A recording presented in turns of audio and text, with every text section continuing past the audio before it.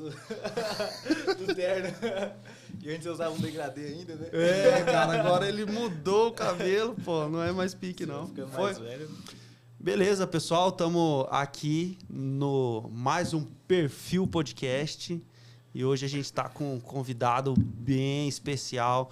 O cara, ele é formado em Direito, fala um monte de idioma, viajou para um monte de lugar. O cara é muito louco, vai ser um papo bem legal. E para me ajudar aqui nessa conversa tá o Vitor. O Vitor também... Se apresenta, Vitor, pô. Meu nome é Victor Duarte, eu sou instrutor do Mastermind de treinamentos, tenho 24 anos e estou como parceiro do Diego aqui no Perfilcast. Beleza. Se apresenta aí, cara. Fala aí quem que é você. Cara, sou Fernando Ali, né? Eu sou graduado em Direito pela Universidade Estadual do Oeste do Paraná. Já tenho me reinventei muitas vezes durante a carreira. Morei fora do Brasil por bastante tempo. Migrei de profissão recentemente. Então, já fiz bastante coisa, né, cara? Sou daqui do Mato Grosso do Sul mesmo, mas tenho mais tempo de Paraná do que de Mato Grosso do Sul. Conta essa história certinho pra gente. Como que você nasceu lá? E como que você foi fazer o Oeste que você fez? Unioeste. Eu nasci na Viraí, na verdade, aqui no interior. O médico da minha mãe tinha se mudado para lá e aquela coisa de nascer, isso acontecia muito antigamente, né? Nascer naquela cidade ali e voltar depois. Meus pais são de Carapó, né? Os dois são dali, só que eles faziam faculdade em Maringá. Então, até os 8 anos eu morei em Maringá. Aí nós voltamos para Carapó e aí aconteceu lá já mais no final da vida, mudei aqui para Dourados também, com 15 anos. Voltei a morar para Carapó depois, mudei bastante também. E em 2010 eu fui para Maringá estudar, né? No mesmo cursinho. Quantos anos você tinha? 17 anos. Nossa. Tá. Eu lembro que eu nem podia... Sozinho.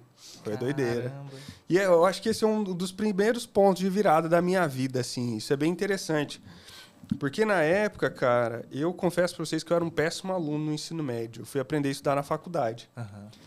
E foi a maior doideira do mundo quando eu terminei o terceirão. Eu era um péssimo aluno, então eu vivia de exame.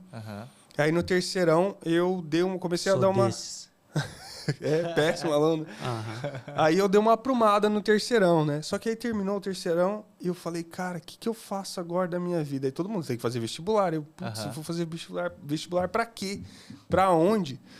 E aí eu me lembro de ter um bate-papo com um professor meu de filosofia, o professor Roberto. Cara, eu sinto muita falta desse cara, eu queria conversar com ele um dia, porque ele foi um cara muito importante nesse momento.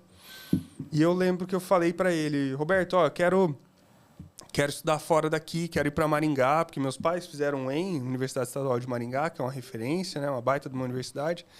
E eu sempre senti vontade de fazer o UEM também. E aí eu falei para ele, quero ir embora, só que minha mãe não deixa. O que eu faço? Aí ele falou, irmão, você tem que tomar uma atitude. A vida adulta, ela demanda esse tipo de decisão. Então, se você quer, luta por isso. Você tomou a chamada do professor. Mas serviu para acordar, né, cara? Aí depois fui falar para minha mãe. E minha mãe não botava fé em mim porque eu era péssimo aluno, né, cara? Isso em Maringá, né? Isso aqui em Dourados, Aqui em Dourados? Fiz Imaculada aqui. Tá. Aí isso no terceirão, né? Aí fui falar com a minha mãe. Pô, né? esse professor então deve estar por aí. Eu acredito que sim. Ele era professor de filosofia. Trocar uma ideia com ele um dia. Nossa, deve ser um cara fantástico para trocar uma ideia. Muito massa. Eu tinha muita afinidade com ele. E aí eu lembro da minha mãe, chegar na minha mãe e falar, e aí, mãe, eu preciso tomar um... Porque ela achava que eu ia só fazer festa, que eu não ia estudar, porque tinha um histórico já de só vagabundear, né? Guri novo, não tinha responsabilidade nenhuma. E ela me bancou. Minha mãe me bancou. Falou, não, você vai, só que você vai estudar, você vai passar numa universidade. E aí fui para Maringá, cara, com 17 anos. Eu lembro que minha mãe me dava, na época, R$400 por mês. Era seu meio de vida. E ela falava para mim assim, se faltar é problema seu. Você se vira. O meu combinado, não vou te mandar mais dinheiro do que... Minha mãe é bem dessa, assim. Sim. Ela é bem de forjar caráter, sabe? É bem engraçado essa questão, porque até hoje ela dá umas apeladas, às vezes. Quando eu não... Como eu trabalho muito hoje, quando eu não atendo ela manda mensagem pra Sara. Fala, Ontem rolou dessa aí.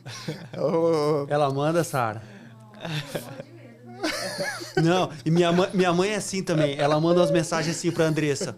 Andressa, fala pro Diego atender. Minha mãe não fala bom dia, nada, cara. Ela vai direto. Exatamente, minha mãe é desse jeito mesmo. Tá. Boa tarde, Sara. Você tá perto do Fernando? Fala pra ele olhar o celular. Aí na hora assim, oi mãe, sou eu. Nada, mãe. É engraçado, né, cara? A gente não muda essas coisas. E aí minha mãe me bancou. Isso foi muito bacana da minha mãe, porque ela me deu uma eu acho que deve seguir mais ou menos a mesma ideia do Mastermind. No Dale Carnegie, que eu fiz vários Dales, eu vi que tem umas semelhanças assim, que são bem interessantes, mas a gente fala de dar uma reputação para zelar, para a pessoa zelar. E minha mãe fez isso. Ele falou, ó, você é um rapaz inteligente, no entanto, você precisa provar que você é inteligente. Então, vou te dar essa ficha aí, só que usa com consciência. É um dos princípios de obter cooperação, né? Exatamente.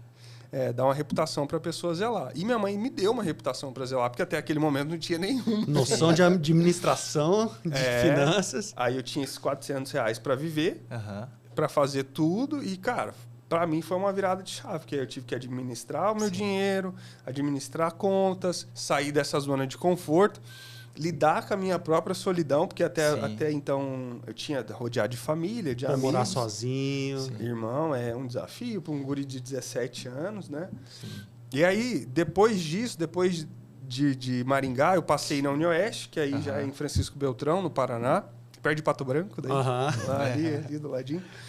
E aí eu faço a minha faculdade. E aí, desde o primeiro ano da faculdade, eu já trabalhava. Trabalhava na faculdade, eu passei em vários setores da faculdade, fui de conselho de campus, fui do DCE, fiz tudo que eu podia fazer, fiz pesquisa, escrevi livro, vendi espetinho. Então, eu me envolvi realmente na carreira acadêmica ali da melhor forma que eu pude, justamente porque eu valorizava a oportunidade, né? Sim. Hoje, na Prudential, o pessoal fala que, o nosso gestor geral, ele fala que eu sou o cara que mais valoriza a oportunidade. Veste né? camisa e tal. Não só isso, né, cara, mas de você reconhecer que é uma oportunidade de ouro, é uma oportunidade de mudança de vida. E foi por isso que eu entrei na Prudential, e é por isso que eu valorizo tanto. Porque a gente passa por 11 processos seletivos, 11 etapas de seleção dentro da Prudential. 11 oportunidades de se ferrar. Exatamente. São 11 processos. E é aquela coisa. Para mim, foi uma possibilidade de mudar de vida. Hoje tenho uma família. Sou eu, a Sara e o cachorro. Né? É pai de pet. É pai de pet, o Benjamin. E acabou que, cara, para mim fez muito sentido e eu abracei isso com todas as forças, né? Sim. Tá, mas calma aí, pô. Pulou, pô. Né? Deu uma propaganda aí, já foi lá pro final do filme. Aí, fala. Posso perguntar? Pode, cara. Ô, Fernando, você falou sobre você sair cedo e morar sozinho, né? Com 17 anos ali. Quais são os valores, assim, que você trouxe para você quando ficou longe dos seus pais, quando teve que fazer todo esse, vamos colocar ali, toda essa dinâmica para conseguir o seu ganha-pão, para conseguir estar ali se sustentando? Quais são os valores assim que você pode trazer para nós hoje? Cara, essa é uma excelente pergunta. Eu acho que o principal valor, a principal coisa que eu faço no meu dia a dia é colocar muita intensidade no meu trabalho e nas coisas que eu estou fazendo. Muita intensidade mesmo. Então, eu me considero um cara muito intenso, né? nas atividades, na forma de trabalhar. Então, independente se o cara me tratou mal, igual aconteceu agora há pouco, eu tô lá com toda a energia, tipo assim, para fazer o negócio acontecer. Esse é um dos principais. Então, logo no meu primeiro trabalho na UniOeste, tinha um professor de sociologia, sempre gostando dos malucos de sociologia, de filosofia. Esse cara, depois, ele foi meu orientador e ele me ajudou depois no mestrado, mesmo não tendo obrigação nenhuma. E eu cheguei para ele um dia e falei, professor, eu quero um trabalho. Né? Você tem uma bolsa, você tem alguma coisa assim para que eu possa trabalhar com você? E, sei lá, era mês 4, tinha acabado de entrar na faculdade. Aí ele, me procura daqui tanto tempo. Aí toda aula eu ia lá e enchi o saco dele, cara. Aí no mês 6, mais ou menos, aí ele apareceu uma verba e ele falou, olha, abriu um edital de bolsa aqui agora, No entanto, essa primeira bolsa, esses primeiros meses, você não vai receber nada. É só um bolsista mesmo, mas sem você receber. Aí eu, tá, beleza, bora. Mas para quê? Trabalhar no quê? Cara, ele trabalhava muito com essa parte de agricultura familiar, voltado para a parte mais sociológica do negócio, entendeu? Tá. Ele acompanhava esses projetos de boas práticas. Ele tinha uma empresa de pesquisa que fazia essas pesquisas de opinião na rua também. Então, ele fazia várias coisas ali dentro da UniOeste, né? E escrevia, né? Então, era uma bolsa acadêmica, né? Então, a gente escrevia bastante artigo e tal. E aí, eu fui me envolvendo nisso. E aí, a questão da intensidade, né? Cara, eu me lembro de várias vezes começar a escrever, sei lá, 1h da tarde, porque eu tinha aula pela manhã, e parar, assim, 7 horas da noite, mas naquela pauleira maluca, né? Mas porque eu gostava, isso fazia sentido para mim. Entrava naquele foco ali e o negócio ia acontecendo. Tinha a mão cheia de calo por causa do... Não, era escrever no PC, né? Tá. Escrever É hiperfoco, né, cara? Às vezes acontecem umas paradas dessas comigo. E aí eu tinha uma colega de faculdade que chama Sara também, e eu e a Sara, a gente formou uma dupla muito boa. Porque eu era o cara de sentar e escrever, e a Sara vinha com o refino das coisas. Né? Lá, reescreve esse parágrafo aqui. E aí eu lembro que durante esses 2 anos que trabalhamos, eu, a Sara e o professor Adilson, a gente escreveu, sei lá, 8 artigos. Cara, para uma coisa de uma faculdade... Tem gente que passa a vida inteira na academia e não escreve nada, né? Então, a gente regaçou de escrever mesmo, a gente foi se destacando, né? Aí fomos para congressos. Que legal. E as coisas elas foram acontecendo. Direito. De direito, Mas sempre voltado para essa questão. O Adilson, ele pesquisava, me lembrei agora, ele pesquisava essa parte da violência urbana. Ele tinha um projeto ali de percepção pública da violência, tal, uma coisa assim bem bacana. Tanto que aí depois, no meu TCC, eu escrevi sobre violência mesmo. Mas, cara, foi uma oportunidade muito bacana e eu sou um cara que... Uma vez eu assisti uma palestra de um cara que ele é CEO dos parques... Ele é foi vice-presidente dos parques temáticos da Disney, chamado Dan Cockrell. Esse cara, ele ia sempre para Campo Grande, naqueles Know-How Experience, teve agora no final de semana, sabe? No Know-How de Campo Grande passado, ele estava. E eu assisti a palestra dele e uma coisa me chamou muita atenção. Ele não começou como vice-presidente, ele não tinha família que podia indicar, nada do tipo. Ele começou estacionando os carros, né, no estacionamento da própria Disney. E aí, ele falava que as pessoas chegavam para ele e perguntavam, Dan, você quer supervisionar tal setor, só que você vai ter que trabalhar mais. E ele sempre dizia sim. Sim. E aí ele foi subindo na carreira, e uma das coisas que ele falou na palestra é o poder de você falar sim para as oportunidades. Então, profissionalmente, eu sempre fui um cara que disse muito sim para as oportunidades, né? Porque eu entendo que essas oportunidades, muitas vezes, elas não vão voltar. Né? E o cara que tem muito medo, ele não... Cara, não... E como que você faz para identificar, por exemplo, uma vantagem nas propostas que tem, né? Porque a oportunidade ela é sempre positiva. Mas tem algumas propostas que não são boas. Não, e tem demanda, por exemplo. Você tem que fazer um cálculo, né? Pô, vou trampar mais para ver se essa oportunidade faz sentido, né? Cara, aí precisa estar alinhado com uma série de princípios, né? Eu vejo assim, o cara, ele precisa entender onde ele está. Porque também não adianta você dizer sim para coisas que vão te puxar para trás, né? De fazer retroceder. Então, é sempre ter esse viés, essa ideia. Se isso eu estou indo para frente, se isso está de acordo com o meu propósito, tanto que na Prudential, adiantando um pouco, eu estou muito alinhado com os meus propósitos hoje. Isso é uma das coisas que me mantém trabalhando. Acho que isso também referencia a intensidade que você falou, pô. Se faz sentido para você, claro que você vai pôr mais intensidade no trampo, né? Exatamente, com certeza. Eu acho que esse negócio de você buscar sentido nas coisas é o que faz você se destacar e fazer... Por exemplo, você pega dois caras que têm o mesmo nível de inteligência, intelectualidade, as coisas. Você pega um cara que tem, muito mais gana, mais vontade, mais princípio do que aquele outro que está lá no mais ou menos, cara, esse primeiro vai se destacar fácil. Que é o que aconteceu, que aconteceu no seu caso muitas das vezes, né? Hoje eu vejo muito isso na prática. Hoje na Prudential nós somos em 15 Life Planners no momento, né? Uhum. Life Planner é o nome que dá pro corretor da Prudential. Uhum. Nós somos em 15. Tem um cara lá que ele é fora da curva, né? A Sara já até revirou os olhos agora, mas ele coloca muita intensidade no negócio dele. Uhum. Entendeu? É o cara que não almoça, é o cara que leva a família pro ponto de apoio no final de semana, para mexer nas coisas. Mas por quê? Porque ele tá focado. Ele é nessa pegada. Então, assim, não adianta, cara. O universo, ele é um... Ele é igual às marés, né? Tipo, elas vai e volta. Conforme você coloca intensidade nas coisas, isso volta ou não, né? Sim. Então, é muito nesse sentido, eu acredito. Fala. Pode falar, cara. Voltando lá pra faculdade de Direito, então, que você estava fazendo, qual foi o ano que você terminou ela?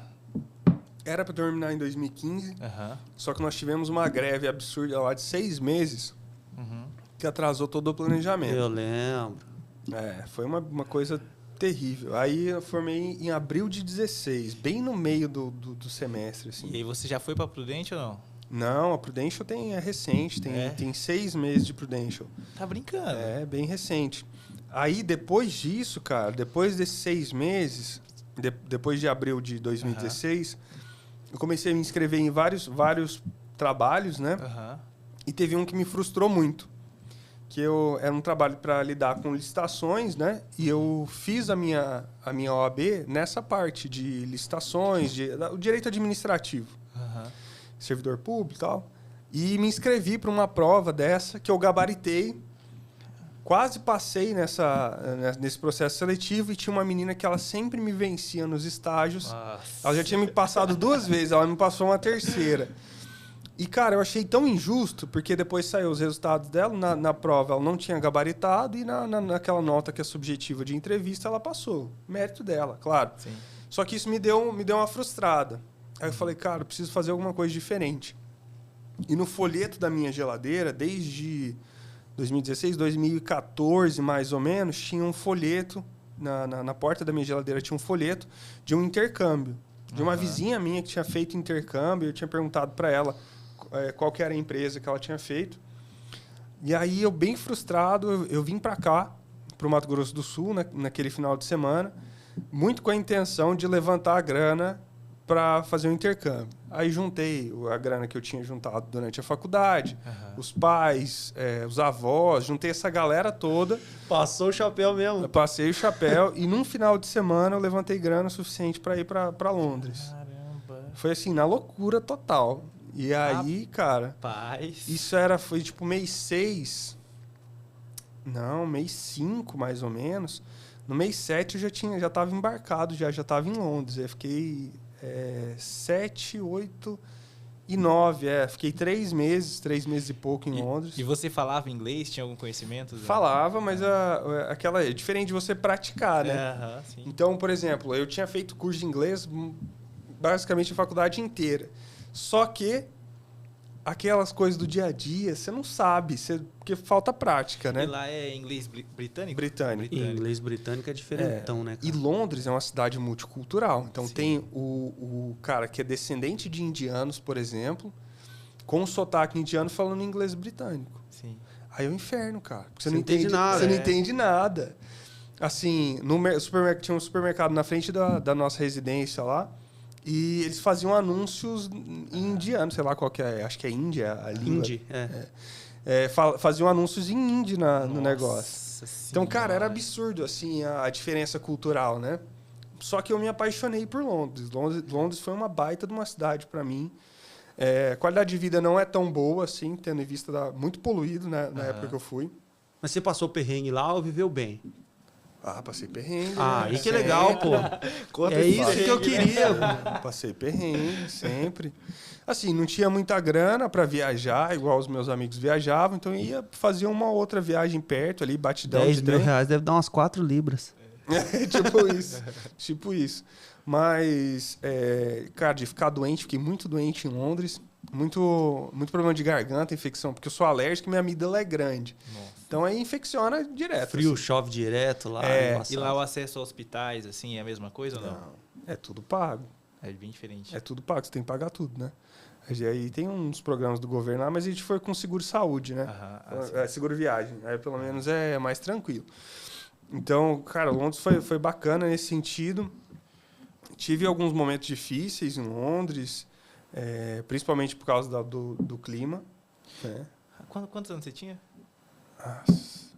Foi 2016.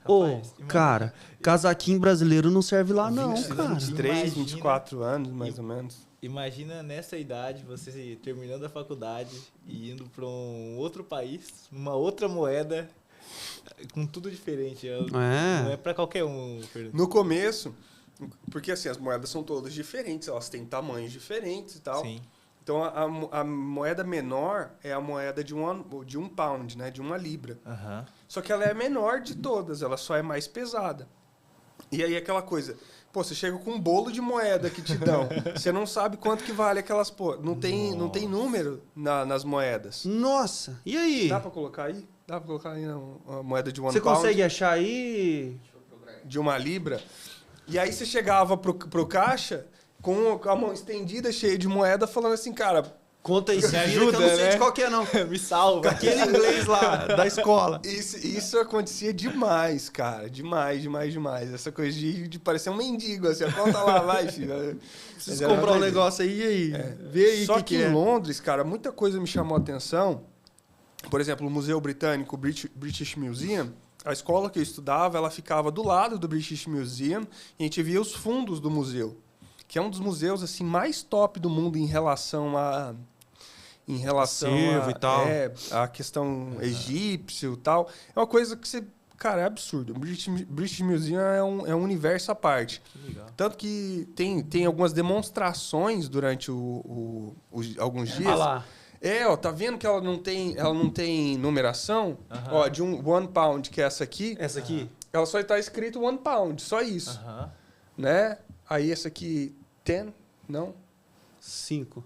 New pence, Então elas são meio difíceis de você identificar, ó, de 2 pounds ali. Se ela tá os caras fazem só pra sacanear o brasileiro mesmo.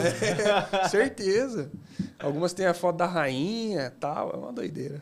Ah, que legal isso aí. É massa demais, as moedas são lindas. Você ficou quanto tempo lá? Em Londres, 3 meses. 3 meses. 3 meses. E aí, o que é massa são cara. esses museus, né, que são muito, muito bacanas, e são todos de graça. É tudo gratuito. E também você visitar coisas que geralmente a gente não tem oportunidade, Sim. né?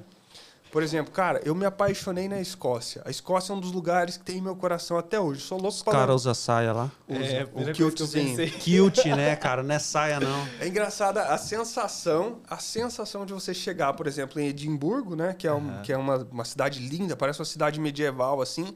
Aí você ouve os caras tocando gaita de foles, né? Aí você fala, nossa, que bacana essa gaita de fole. Aí chega na 20ª hora, o cara tocando gaita de fole em cada esquina. Putz, cara. Parece um mosquito zumbindo na minha orelha aqui. Não aguento mais isso. Tudo dançando. Mas a Escócia é mágica, velho. Castelo a todo momento, é uma doideira. E uma das coisas que estavam na minha lista do que fazer antes de morrer era justamente dirigir pelas terras altas da Escócia, que é o lugar onde tem castelo. Né? A Escócia tem acho que 390 castelos entre ruínas e tal. Então as terras altas é o local que os clãs da Escócia eles ficavam concentrados, né? É onde se fabrica o uísque e tudo mais. Sim. Então o lugar, cara, é mágico, cheio de bosque, de rio, é lindo, velho. E eu dirigi na mão contrária, ouvindo Iron Maiden, tem uma música chamada The Clansman, que que fala sobre isso, né? Cara, foi uma satisfação assim imensa de viajar pelas terras altas da Escócia. Minha mãe estava comigo nessa, porque já tinha terminado o curso, né? Tava para voltar ao Brasil, aí ela foi me visitar pra gente viajar juntos e a gente voltar juntos, né? E aí foi mágico, velho. A gente foi de Londres, a gente fez um tour pelo Reino Unido.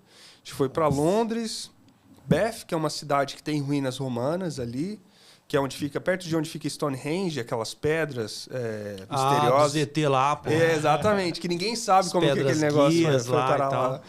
Aí depois nós fomos para Liverpool, uma cidade incrível também, muito bacana. Cada bar tinha os Beatles. Respira bar. Beatles, cara, respira Cara, Beatles. você foi Naquela rua dos Beatles lá, cara. Sim, no pub que é o Star Pub. Não, o Star Pub é na Alemanha. Mas tem um bar onde eles faziam as primeiras... A gente visitou tudo. Que massa. Em Liverpool. Aí nós fomos pra Cardiff. Você perrengou, daí sua mãe chegou, daí, pô, agora. Não, mas aí sabe o que eu fiz? Era a minha primeira viagem internacional, né? Uhum. Aí eu não sabia nada de como contratar, tipo, reservar hostel, essas coisas, né? Uhum. Achava que hostel era igual hotel, né? Uhum. Cara, tudo em inglês também, as paradas. E aí eu reservei, cara, quarto, tava eu, minha mãe e meu padrinho. Reservei quarto, assim, com mais 20 e poucas pessoas. Nossa. Tô ligado? Aqueles quartos mistos, pior aí. Cara, aqueles que é umas beliche, né? E a galera não toma banho, cara. Os malucos não tomam banho. Então tinha uma névoa, assim, parecia Chernobyl, assim, no ar. Então, mas foi muita doideira. E aí, só hostel. E a gente parecia mochileiro. A gente só parecia mochileiro, assim. Não foi nada glamurosa a viagem, era um perrengue atrás do outro. Andava muito pouco de carro. Mas eu acho que dá mais história, cara. Com certeza. Aí, por exemplo, você ficou lá. Aí depois você voltou pro Brasil. Voltei. Aí eu voltei em outubro de 2016, né? Fiquei só 3 meses. Aí voltei em outubro... outubro de 2016. Eu lembro que eu te conheci numa parada de LGPD, você tava mexendo com essas paradas. Aí foi isso que você... A LGPD é depois que eu volto pro Brasil em definitivo, depois de 2019. Porque o que acontece? 2016, eu volto para cá, já volto empregado pro Brasil, né? Volto para advogar no escritório de advocacia. E 2017 eu já passo no mestrado na Universidade de Coimbra. Lá Portugal. Em Portugal. Porque eu voltei de Londres com esse comichão, né, cara? De ir pra fora, de fazer meu mestrado. É possível, né, cara? Tipo, você vê que pode, né? Aí comecei a fuçar, cara. Fuçava no site da Universidade de Coimbra todo dia e eu via que era muito fácil fazer inscrição. Inclusive, assim, a gente tem essa... É mais fácil do que aqui no Brasil. Tipo assim, passos, eles são mínimos. Tem que mandar o currículo, mandar um certificado de línguas também, que você tem que ter pelo menos um certificadozinho ali de que você fala inglês, porque o mestrado tem muitas aulas que são em inglês. Uma proposta de tese com 2 páginas, uma carta de intenção de 1 página. 2 páginas, cara? Não cabe nem bibliografia num negócio desse. É muito simples. E aí eles te avaliam. E aí eu passei. Eu fiz... era para fazer em direito. No entanto, quando eu abri a inscrição do direito, ele abre em duas épocas que eles chamam. A primeira época abre, por exemplo, relações internacionais. A câmera tá aqui. Tô interessado aqui. No papo aqui. A primeira época abre, tipo, para as faculdades de relações internacionais, de economia. E só depois abre para de direito. E aí, cara, eu... Você falou, vou fazer isso que tem mesmo. Vou ver como que funciona. E passei. Mas você passou para quê daí?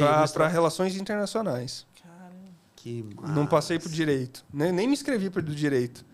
Aí eu fiquei naquela, cara, por que não? Né? Já estava meio insatisfeito com o direito naquela época. Vamos torar o pau nisso aqui, vamos ver o que dá. E aí vendi tudo que eu tinha, cara, para ir embora. Tudo. Isso 2017, né? Você já conhecia a Sara? Não. A Ainda Sara não. fui conhecer 2021. Não fala a data, não. 22. E aí, cara, peguei, vendi tudo que eu tinha, vendi carro, vendi o apartamento que tava todo mobiliado, vendi tudo, simplesmente vendi tudo. Dei dinheiro na mão da minha mãe e falei, administra o dinheiro, vai me mandando aos poucos aí. E, cara, vazei, caí no mundo, fui para Coimbra. E aí, cheguei em Coimbra em setembro de 2017. Deixa eu perguntar uma parada, é verdade que os caras lá não gostam de brasileiro? Cara, tem quem gosta. Eu tive muitos amigos que são portugueses, mas tem muito preconceito. Muito preconceito. O brasileiro tem essa sede, né? Os caras dizem que acham o brasileiro muito malandrão, muito espertão. Mas não tá errado também, né? Os caras... Mas você sabe que o português, ele é muito literal, cara. E é por isso que ele não entende essa malandragem. Sim. Porque a gente é descolado, a gente E o português, ele é literal. É aquela coisa de você chegar num bar e perguntar pra pessoa, tem água? Ela vai falar, tem. Beleza. E só, e sai fora. Tipo assim, você perguntou se tinha, pô. Sim. Entendeu? Você não perguntou se poderia trazer ou qualquer coisa do tipo. Sabe?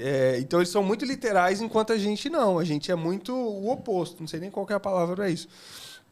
Então a gente... O brasileiro acho que é mais lúdico, né, cara? Até nossos papos, né? Sei lá. Os portugueses são muito aquela coisa assim, né? E outra, cara, a gente vive num ambiente que ele é muito... Ele é desafiador, né? Para o brasileiro em geral. A gente tem que ser criativo para ser alguma coisa aqui no Brasil. Tem que ser criativo.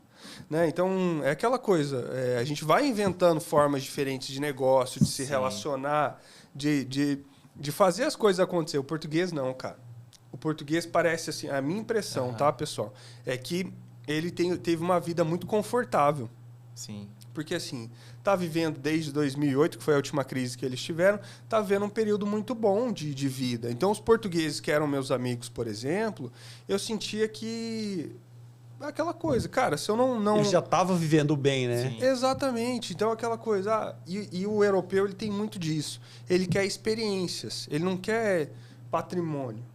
A gente já tem uma visão mais parecida com o americano, né? O americano quer patrimônio, ele quer andar num carrão. O europeu não, ele quer um... Ele não se importa de andar de trem, né? De metrô. Exatamente.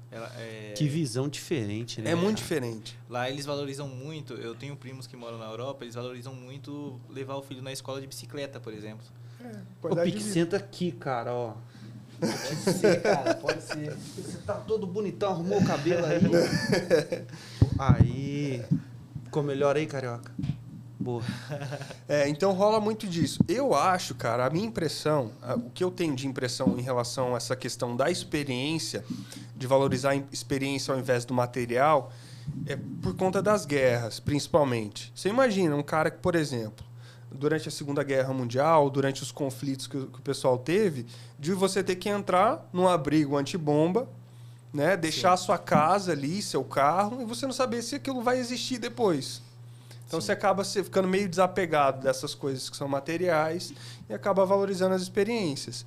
Então, eu acredito que é muito nesse sentido. Historicamente, né, cara? Historicamente. É uma construção, né, cultural, histórica. Acho que tudo isso tem muito a ver. E depois de Portugal? Você ia fazer uma pergunta de Portugal pra ele? Era bem isso, cara. Eu ia perguntar, e aí? Depois. Cara, Portugal foi uma mudança de chave muito grande. Porque eu fiz muito bons amigos lá. Inclusive, eu tenho um amigo que é italiano, que eu amo ele de paixão. Não vejo a hora de reencontrar esse cara, que é o André. O André, ele é italiano. E, cara, foi um irmão pra mim durante esse período que eu morei em Portugal. A gente ficou muito próximo e tal. Sinto muita falta, a gente sempre conversa. E eu morei numa residência estudantil que chegou a ter 20 pessoas morando lá. Pensa no banheiro. Tinha uma parte das pessoas que tinham um banheiro dentro do quarto. Os pleba.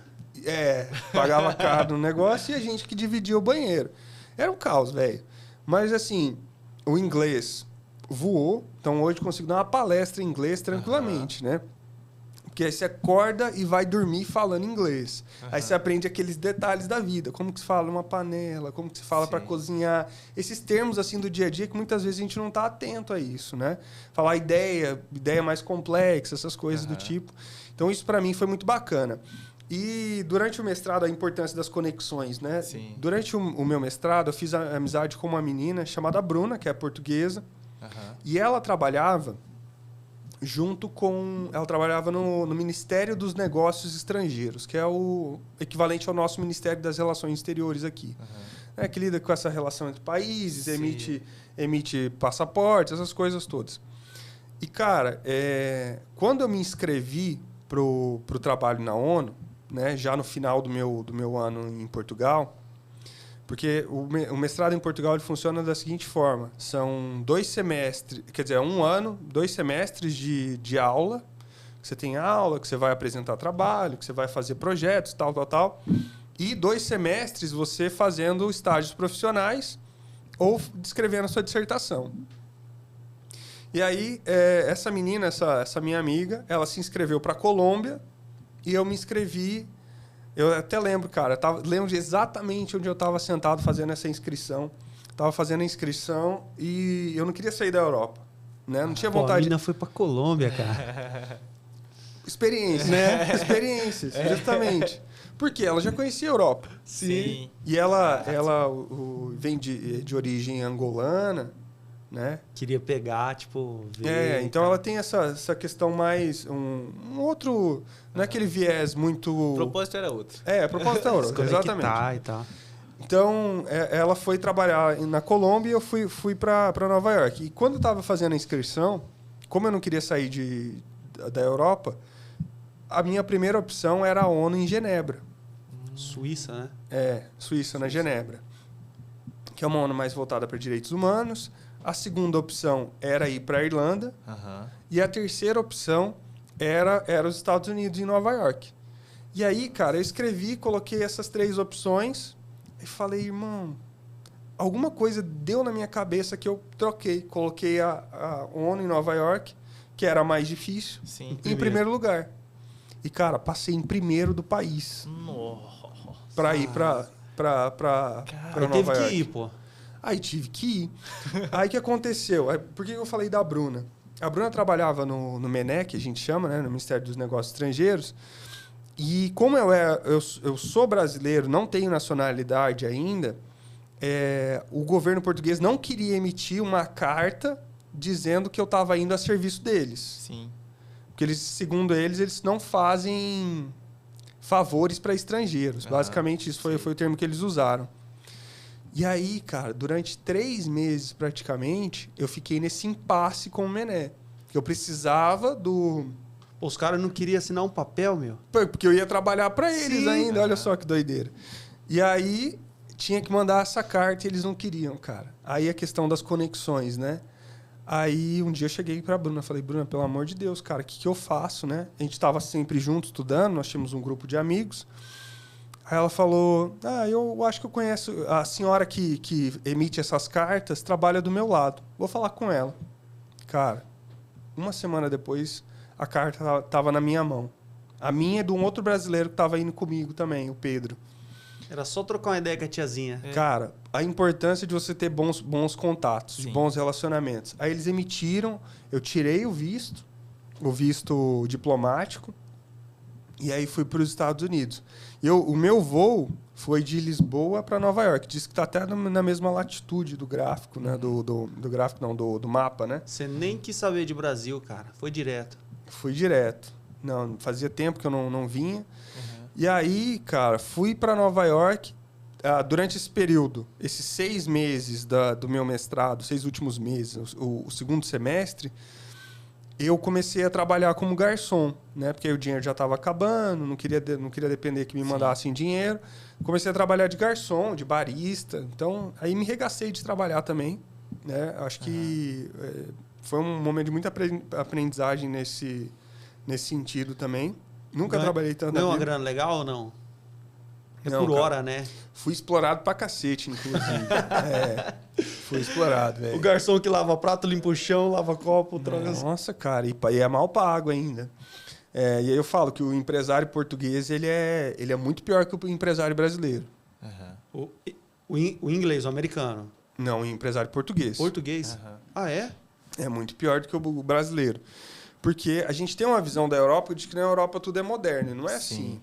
Na Europa, cara, eles são muito mais burocráticos do que nós somos. Muito mais burocráticos. Então, para você... Essa automatização, esse monte de aplicativo que nós temos do governo, não existe nada lá. Talvez exista agora. O Pix, por exemplo, é uma coisa nossa, cara. Lá eles usam aquele outro... O TED, o DOC, os antigos. tipo isso aí. Então, e aí, a mente do empresário português, ele era muito fechado, esse nosso patrão, e ele não pagava as nossas horas extras. Nossa. E toda a gorjeta que a gente ganhava, a gente tinha que dar para uma caixinha que supostamente seria aberta a cada 6 meses. Os caras estavam lá há 3 anos, viram a ser aberta uma vez, cara.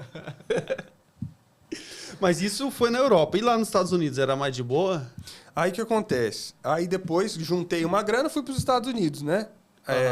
Fui direto para Nova York. E aí, o primeiro choque cultural, cara. Tava acostumado na mesma pegada dos europeus, de andar a pé para todo lado, né? Andava uma porrada por dia, de não me preocupar se eu ia ser roubado ou não, tal. Cheguei nos Estados Unidos, irmão, que caos. Certo. E os europeus, eles são muito saudáveis em questão de peso, você vê muito pouco obeso e tal. Cheguei na Europa, nos Estados Unidos, tinha 2 caras que eles eram gigantes, né? Gigantes, tomando um milkshake, te juro. Aquele milkshake devia ter uns 5 litros, assim. Não sabia como que cabia na mão dos caras. E um do lado do outro. Aí dá aquele susto, né? Porra. E aí eu, não, cara, olha, vou sair aqui do JFK, do aeroporto, né? O JFK, e vou pegar transporte público, que der, eu vou a pé até a minha residência. Pensando que seria igual na Europa. Cara, que caos, velho. Sério, foi assim, eu não sei explicar como que foi aquele dia. Porque aí eu, nossa, penei no transporte público, fechou. Aí eu cheguei meio umas 8 horas, assim, e aí fechava na meia-noite. Aí deu meia-noite, o negócio não ia mais. Aí, cara, eu tive que pegar um Uber, paguei uns $70 de Uber na época. Uns R$4.500. Hoje sim. $70. É. E foi a minha sorte, cara, porque aquele dia ia ser roubado. Porque a residência que eu loquei, o Airbnb que eu loquei, ficava em Newark, na região metropolitana de Nova York, que era um gueto. Só que existem locais de Newark que é bacana, cara. É um lugar assim, bacana, é uma das principais cidades de Nova Jersey, né? No entanto, esse local específico que eu loquei era numa biqueira, cara. Você nem, Você nem sabia disso aí, nada. Não, era uma biqueira. Aí, o cara que locou era o tal do Red. Era um americano... Sabe esses... a gente fala de redneck, né? Esses malucos... ultranacionalistas. Sei. E eu loquei desse cara... E aí, na casa dele, na frente, cara, tinha uma casa onde a galera... Os junkies, que eles chamam, que é tipo os cracudos, assim... ficavam naquela casa abandonada, eles iam lá pra usar droga. Na esquina tinha um cara vendendo, mano. Misericórdia. Assim, do lado uma casa queimada. Que vizinhança boa. O cara sai lá de Carapó, interiorzão. E a casa da esquerda era onde os caras de gangue ficavam. Imagina eu, uma mala de 32 quilos, que era onde tava a minha vida, né, arrastando a mala numa vizinhança dessa. Não estaria aqui hoje, tenho certeza. Foi a minha sorte de ter cansado no meio do... E aí... Fiquei 2 dias só nessa residência e, graças a Deus, porque eu não aguentava, te juro, cara, eu saí com a minha mochilinha, assim, peguei minha mochilinha e falei, vou comprar um chip de celular. E aí eu saindo pela porta, o Red olha pra mim e fala, irmão, você tá indo pra onde? Eu falei, não, vou comprar um chip de celular aqui, a 4 quadras daqui. Ele falou, não, cara. Aí ele me mostrou os caras. Tá vendo aquele cara lá? Tá vendendo droga. Tá vendo aqueles caras lá? Eles estão usando droga. Aí eu, não, mas tranquilo. Ele falou, cara, vão te esfaquear. Pelo amor de Deus, pede um Uber daqui perto. Aí eu falei, cara, que merda, que lugar que eu tô. E eu tinha que trabalhar de terno na ONU também. Imagina, pegar transporte público até chegar na estação. Aí, cara, não aguentei. Fiquei 2 dias lá, vazei. Tinha alugado, acho que pra 1 mês. Sim. Vazei, fui embora. E aí eu fui pra casa de uma senhora no Queens. Uma senhora brasileira que ela alocava o quarto. Aí aquela coisa, é hiperinflacionado os quartos, as moradias em Nova York, né? Pra você ter noção, eu pagava naquela época, acho que $700 para dividir quarto. Caraca, meu. Louco. Assim, era bem localizado a residência, mas, cara, não me oferecia nada, né? Mas tá, beleza. E no seu trampo, cara, o que você fazia lá na ONU? Você ficava ligando pros caras, pro Putin, pô, cara, não treta com os caras não faz guerra não, pô. Cara, e a gente tinha um diplomata que era responsável por nós, né? Cada nós éramos em 4 pessoas, éramos 2 brasileiros, eu e Pedro, e mais 2 portuguesas, né? E a gente ficou destacado para cada um assessorar um dos diplomatas. Eu assessorava a diplomata que era a terceira na cadeia de comando. Tinha o embaixador, o chefe da missão e vinha ela. Ela era muito foda, ela era muito profissional. E essa mulher, eu fiquei responsável por assessorar ela no comitê, que é o terceiro comitê, que é mais voltado para direitos humanos. Direitos humanos... questões mais voltadas, enfim, tem uma série de pautas lá. Na ONU, você tem alguns comitês, eu já não lembro quais são os números, né? Cada um deles é responsável por uma temática. Como são muitas reuniões por dia, os diplomatas eles ficam na missão e vão nas reuniões que são mais importantes. A gente ia na maioria das reuniões que não eram tão relevantes, fazia relatório, repassava para eles, não podia falar nas sessões, tinha aquela plaquinha na frente, né, escrito Portugal, assim, né? E não podia falar, não podia votar, não podia fazer nada, né? Mas tinha que estar lá prestando atenção, fazendo anotação para depois repassar para Lisboa essas informações. Eles chamam de telegrama esse informativo, que vai por malote, é uma doideira. Não pode cara. dar uma viajada, você tem que estar lá prestando atenção na reunião, cara. Então, aí tinham assuntos que eram mais sensíveis para Portugal, tipo o direito do mar, questão voltada para idosos, porque a população estava envelhecendo bastante. Sim. Então, tinham algumas questões ali que eram mais sensíveis e que a gente acompanhava com mais afinco. Outras nem tanto, né? Mas esse era o meu principal foco, né? Assessorar os diplomatas. Eles tinham várias outras responsabilidades ali dentro. Por exemplo, tinham reuniões que eram mais importantes, reunião de conselho de segurança, que aí é top, irmão. Que coisa doida. É uma coisa que você não imagina. Você vê o direito público, o direito internacional público sendo aplicado na prática. E aí é uma experiência única na vida. É os caras que estão com as peças altas do xadrez, pô. Exatamente. Porque o Conselho de Segurança ele é composto pelos países que venceram a Segunda Guerra e mais a China, né? Então, China, Reino Unido, França, Alemanha eu acho que não entra... Não, a Alemanha não entra. Rússia e Estados Unidos, claro. São 5, né? São 5. E acho que mais 6 ou 7 que são rotativos. Então, a gente via esse rotativo, cada mês que a gente estava lá, trocava a presidência e entravam rotativos novos e saíam os outros. E aí, cara, eu participei de uma reunião de reforma do Conselho de Segurança que estavam só os embaixadores. Porque assim, você tem os chefes da missão e eles... É tudo muito protocolar. Tipo assim, Lisboa emite um comunicado, nesse caso, ou o Brasil emite um comunicado. Ó, Diego, você vai falar isso, isso, isso. Esse é o nosso posicionamento. Sim.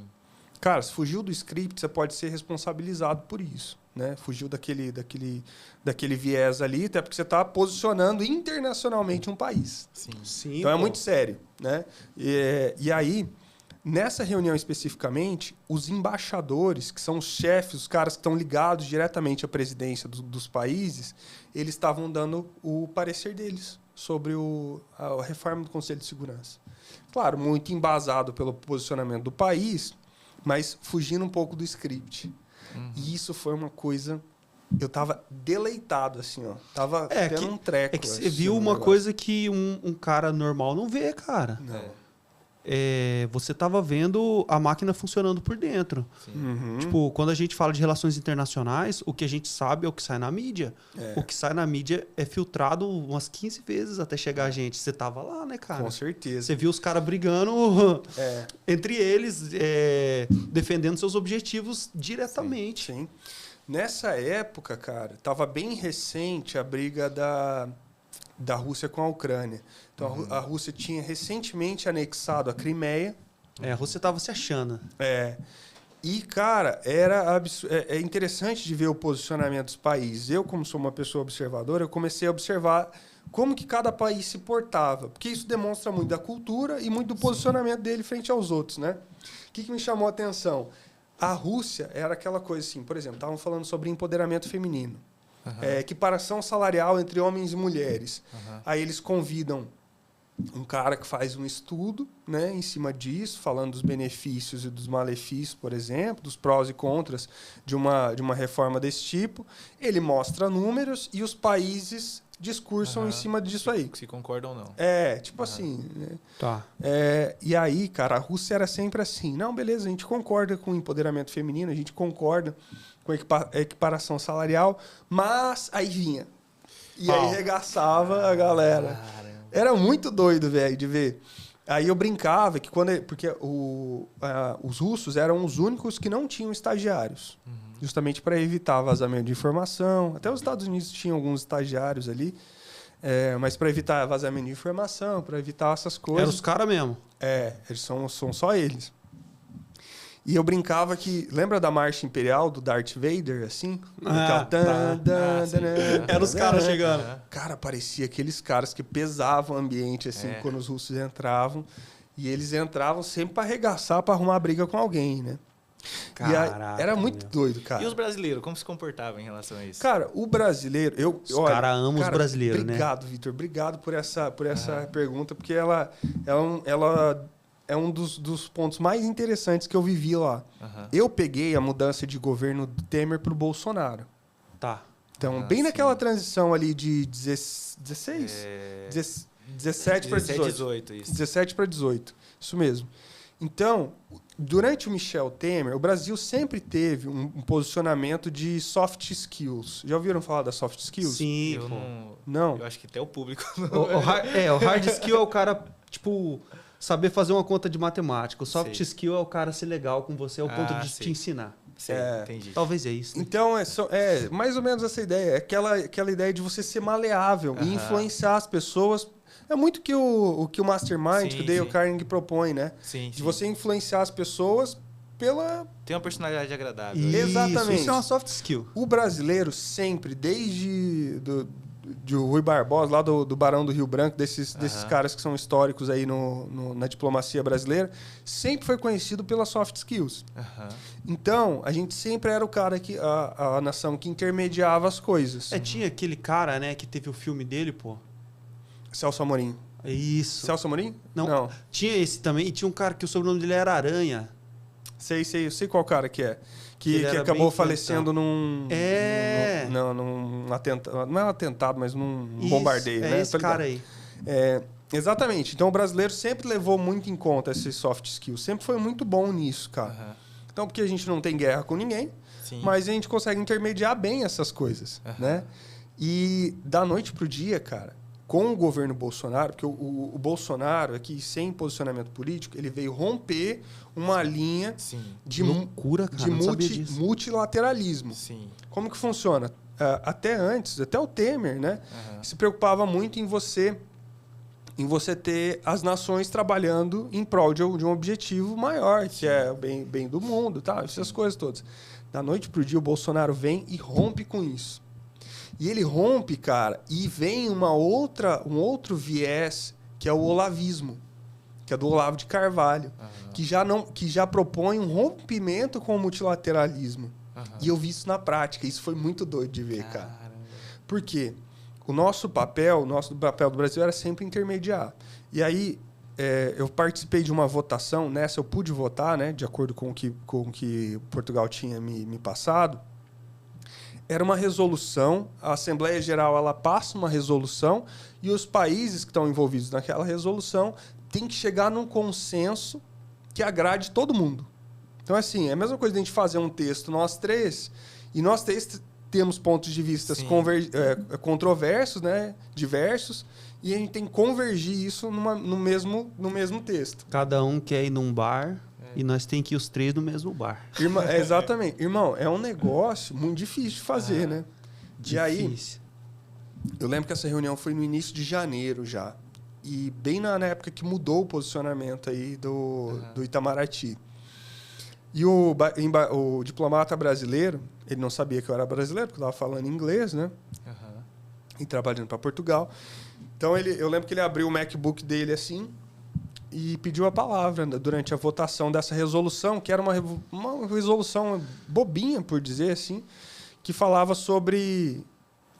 o texto que ele... o parágrafo que ele falava era... e fortalecer a unidade familiar em prol de tal. Era uma coisa assim. Parada simples. Tá? Simples. E aí o diplomata brasileiro pediu a palavra, abriu o Mac dele... e falou, olha, eu sinto muito de dizer isso. No entanto, nós passamos por uma mudança recente, que vocês sabem, que foi endossada por X milhões de brasileiros. E, por isso, eu tenho que votar contra esse parágrafo aqui da resolução. Né? Tenho que votar contra esse parágrafo da resolução. Por isso. Então, não posso concordar nessa palavra, falando do empoderamento feminino, uma coisa do tipo assim. Não posso concordar com isso, então eu voto contra. Fechou o Mac dele e vazou. Nossa. Cara, parecia a Rússia. Depois eu fiquei sabendo que esse cara em específico, esse diplomata, ele era casado com outro cara. Então ele sofreu mais ainda, mas ele estava a serviço do país. Ele tinha que fazer o que tinha fazer. Isso com dor, né, cara? O negócio. Então eu vi esse rompimento e foi muito doido de ver o posicionamento do Brasil, porque ninguém sabia o que esperar. Entendeu? Ninguém sabia o que esperar, porque rompeu com uma tradição de 100 anos praticamente. Você passou umas histórias muito loucas. E o que você aprendeu, por exemplo, assim, o que você leva disso hoje para sua vida, cara? De tudo isso que você aprendeu, talvez uma coisa, sei lá. E aí, amor, o que você acha? Dificião, né? Cara... porque, vamos pegar lá em relação à ONU mesmo. Você estava próximo de pessoas que tinham uma influência muito grande. Você viu uns caras figurão? A gente viu o Donald Trump, né? O pessoal, eu e o pessoal... Ele é laranja? Ele é laranja, ele tem corzinha de Cheetos. Cara, o cara é laranja, mano. Ele é bem estranho. O Donald Trump, eu vi o discurso do Temer na Assembleia Geral. Sim. Logo ali no início de 2000. Os caras falam que ele é um vampiro, né? Não? Parece o Conde Drácula um pouco. Mas, assim, você tá posicionado em um jogo... Talvez você tava se imaginando como um peão, mas você tava no mesmo tabuleiro que tava a torre, o cavalo, a dama. E, cara, olhando com isso, hoje eu acho que você consegue se posicionar em qualquer ambiente, porque você, do mesmo jeito que você tava lá na quebrada de Nova York, cara. Então, assim, você consegue se posicionar, se portar bem, independente do ambiente, né, cara? Isso é um bom jeito de olhar essa questão. O que eu acho também, cara? Aprendi muito a respeitar a cultura dos outros. Sabe? Essa questão, assim, de... Eu lembro que um dia... Olha só essas coisas que acontecem. Chegou um indiano, cara. Eu não gosto desse cara. Eu não gosto desse cara porque ele pegou no meu pé, esse indiano aí. E ele chegou pra mim um dia e falou com um sotaque indiano. You have a very strong accent. ele falou, tipo, você tem um sotaque... você, meu irmão? Você falou pra ele. Ele falou, você tem um sotaque muito forte. Aí eu olhei pra ele e falei, irmão... O que você quer, velho? Me ajuda aqui, né? Então a gente acaba convivendo com muita gente diferente, cara. Eu conhecia gente nova todos os dias, que tinha uma rotatividade muito grande de pessoas ali dentro, né? Eu acho que eu cheguei a conhecer mais de 70 nacionalidades, de interagir com eles, de conversar com esse pessoal. E você acaba pegando essas coisinhas, assim, cada nacionalidade diferente. Né? Os russos têm essa questão deles serem muito duros, muito diretos.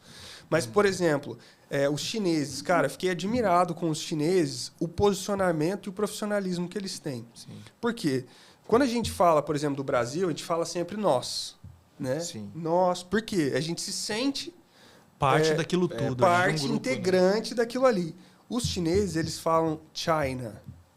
A China faz tal. A China vai fazer tal coisa. A China vai... Então, assim, por quê? A China é maior do que eles.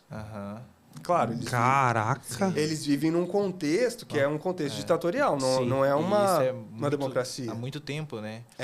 E, Fernando, eu penso assim que a pessoa, quando ela viaja para esses países, quando ela vive em outros países, ela tem uma visão muito diferente. Como que eu poderia dizer? Ela não tem uma visão sólida em relação à cultura econômica, uma visão sólida em cultura religiosa. Hoje, assim, como que você enxerga isso pra você? Ai, cara, eu parto muito do pressuposto de faça o que tu queres, que é de ser tudo da lei. A Sara tá coçando a cara.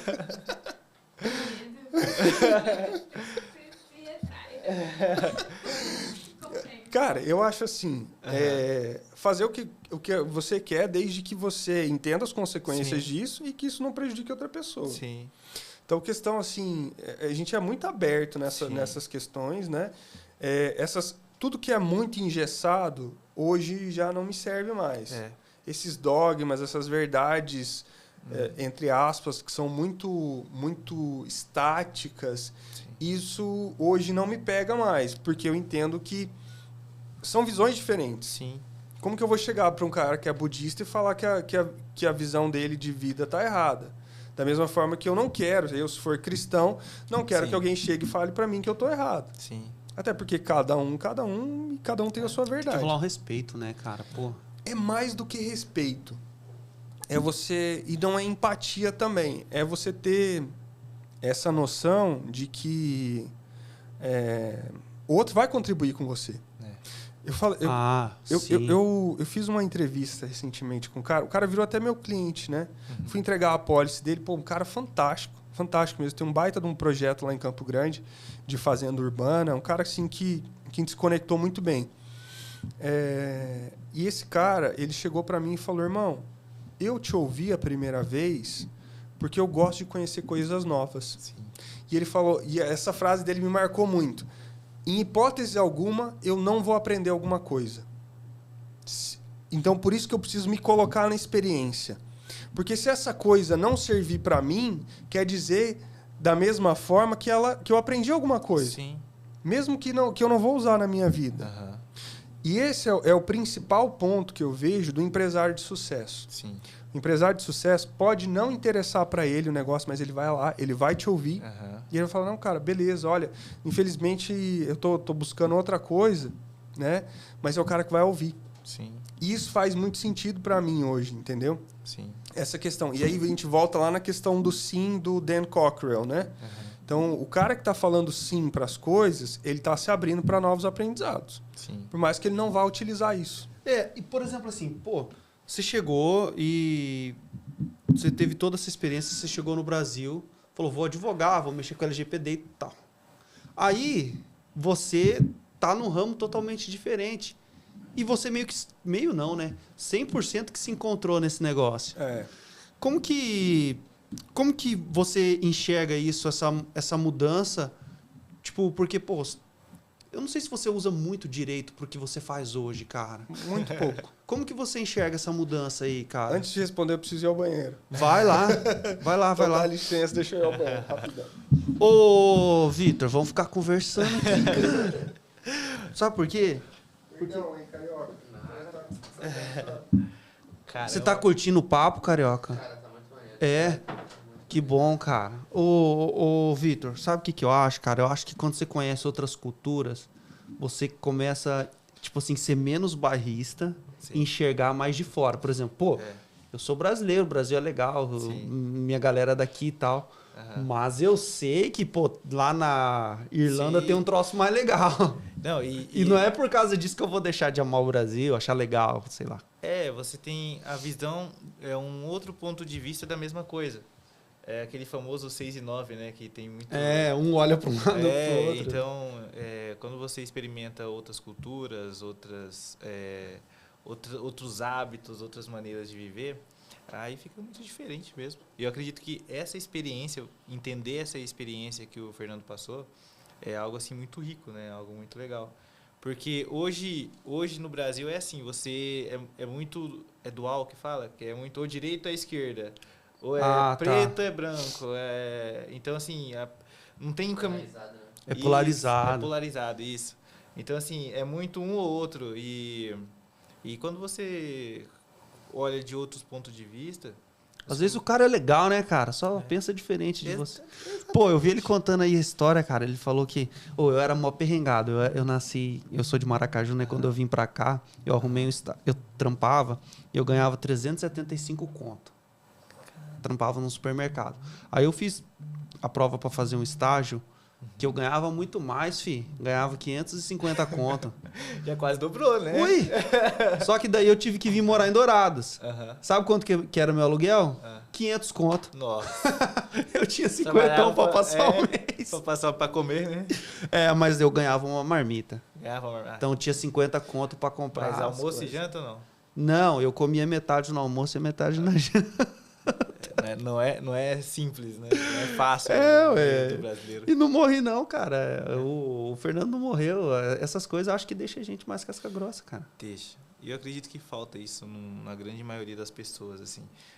Eu penso até que é interessante as pessoas hoje buscarem morar fora, assim, morar em outra cidade, que não seja a mesma que você nasceu, pensa que em outro país, então a experiência é massa, né? Muito, muito diferente. Muito. Eu só fui pro Paraguai, cara, do exterior. Paraguai, né? O famoso Paraguai. Foi lá? Fui, graças a Deus. Tava suando já. Eu e o Vitor aqui, nós não paramos de conversar, cara. Já. Eu chamo ele de Peaky Blinder, cara. Sua pergunta, qual foi mesmo? Esqueci, cara. Tipo, como que essa experiência sua... Tipo, você tinha projetado uma carreira na área do direito. Uhum. Aí depois foi vindo coisa, hoje você não usa o direito. Como que foi pra você fazer essas escolhas, cara? Se foi difícil você fazer isso? Cara, essa é uma pergunta excelente, Diegão. Cara, o que eu vejo? Os últimos projetos que eu tava inserido, tava dando aula na faculdade, tava com 2 empresas, uma de consultoria em LGPD e a outra de consultoria comercial, e também tava advogando. Só que o meu advogar, eu já tava assim com uma chateação do direito, que eu fiz parceria com alguns escritórios, eu fazia a parte comercial dos escritórios. Uhum. Então, prospectava clientes. Você já tinha essa veia comercial. Até porque, cara, o vendedor é a única profissão que existe. Sim. Né? Existe vendedor e o resto, né? Sim. Uhum. Porque você está sempre se vendendo. Sim. Então, eu aprendi a vender Uhum. a duras penas. Né? Então, a minha relação com a Dale Carnegie, por exemplo, foi justamente dessa parte de me inserir no mercado e aprender a me vender. Sim. E aí, eu comecei a prospectar vários clientes nesse último ramo. Então, no último ano, praticamente, eu só fiz isso. Eu só vendi. Só fui para o comercial. Fiz muito pouco da parte operacional da coisa, né? Tá, você era um advogado comercial. Exatamente. Isso na onde? Em Campo Grande agora, recentemente. Isso aqui ele já voltou, já. Já voltei. Eu tenho que... É muita cidade, né? E, cara, então para mim, quando surge a oportunidade da Prudential, eu estava num momento muito bom de vida, estava ganhando bem, só que eu estava dissipando os meus esforços em várias coisas diferentes. Não estava fixando, né? LGPD, comercial, a gente tinha uma questão da gestão também, né? Fazer uma parte de gestão em alguns clientes também, advogar e dar aula. Nossa. E fazer as palestras também. Então é muita coisa, cara. Você não dormia, não, né? Nesse período. Trabalhava bastante. Não, né?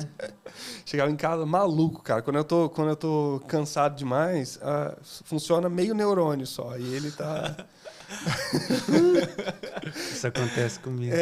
Aí, cara, eu só falo merda em casa. Nossa, é só piadaria. Sara brava. Não, é risadaria, na verdade. Porque eu vou emendando um monte de piada ruim.